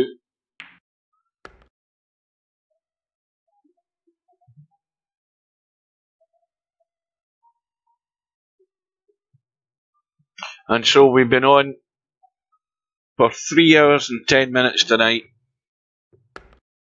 And we're going to see both the matches through to conclusion. Albinario 5 away, they're all there.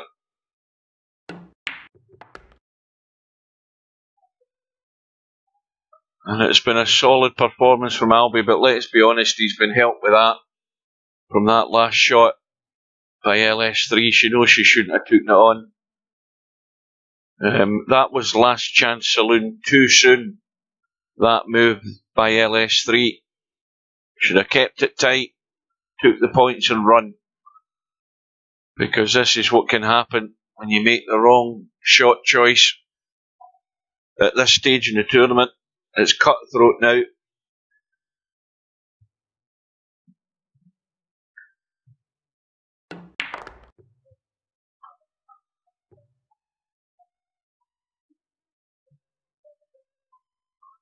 So the 3 balls are there. Albinario just completing the formalities with a 43 run out from LS3's last shot. And he will go through and progress further on the one loss side. So in the end, it's a comfortable win for Albinario. One last look at the bracket, and then it's bedtime, folks. And there we go.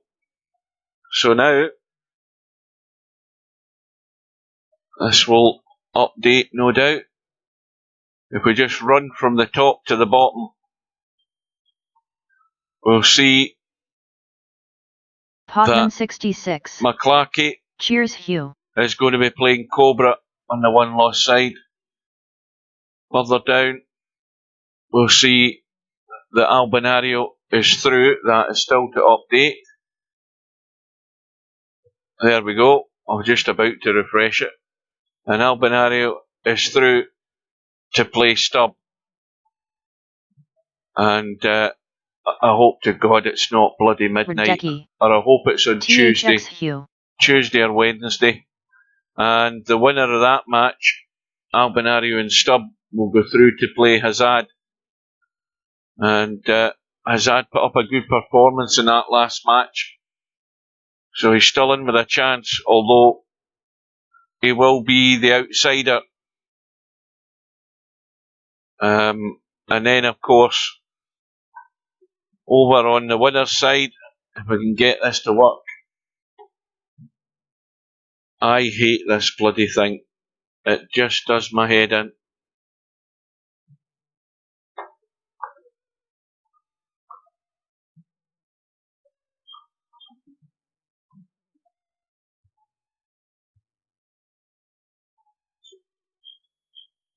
We can see that Larry is now set to play semi-pro for the hot seat to see who gets all the way to the final via the winner's side. And one of these players is going to end up in the mix over in that one-loss side. So we've got all of that to look forward to. I hope I can get them.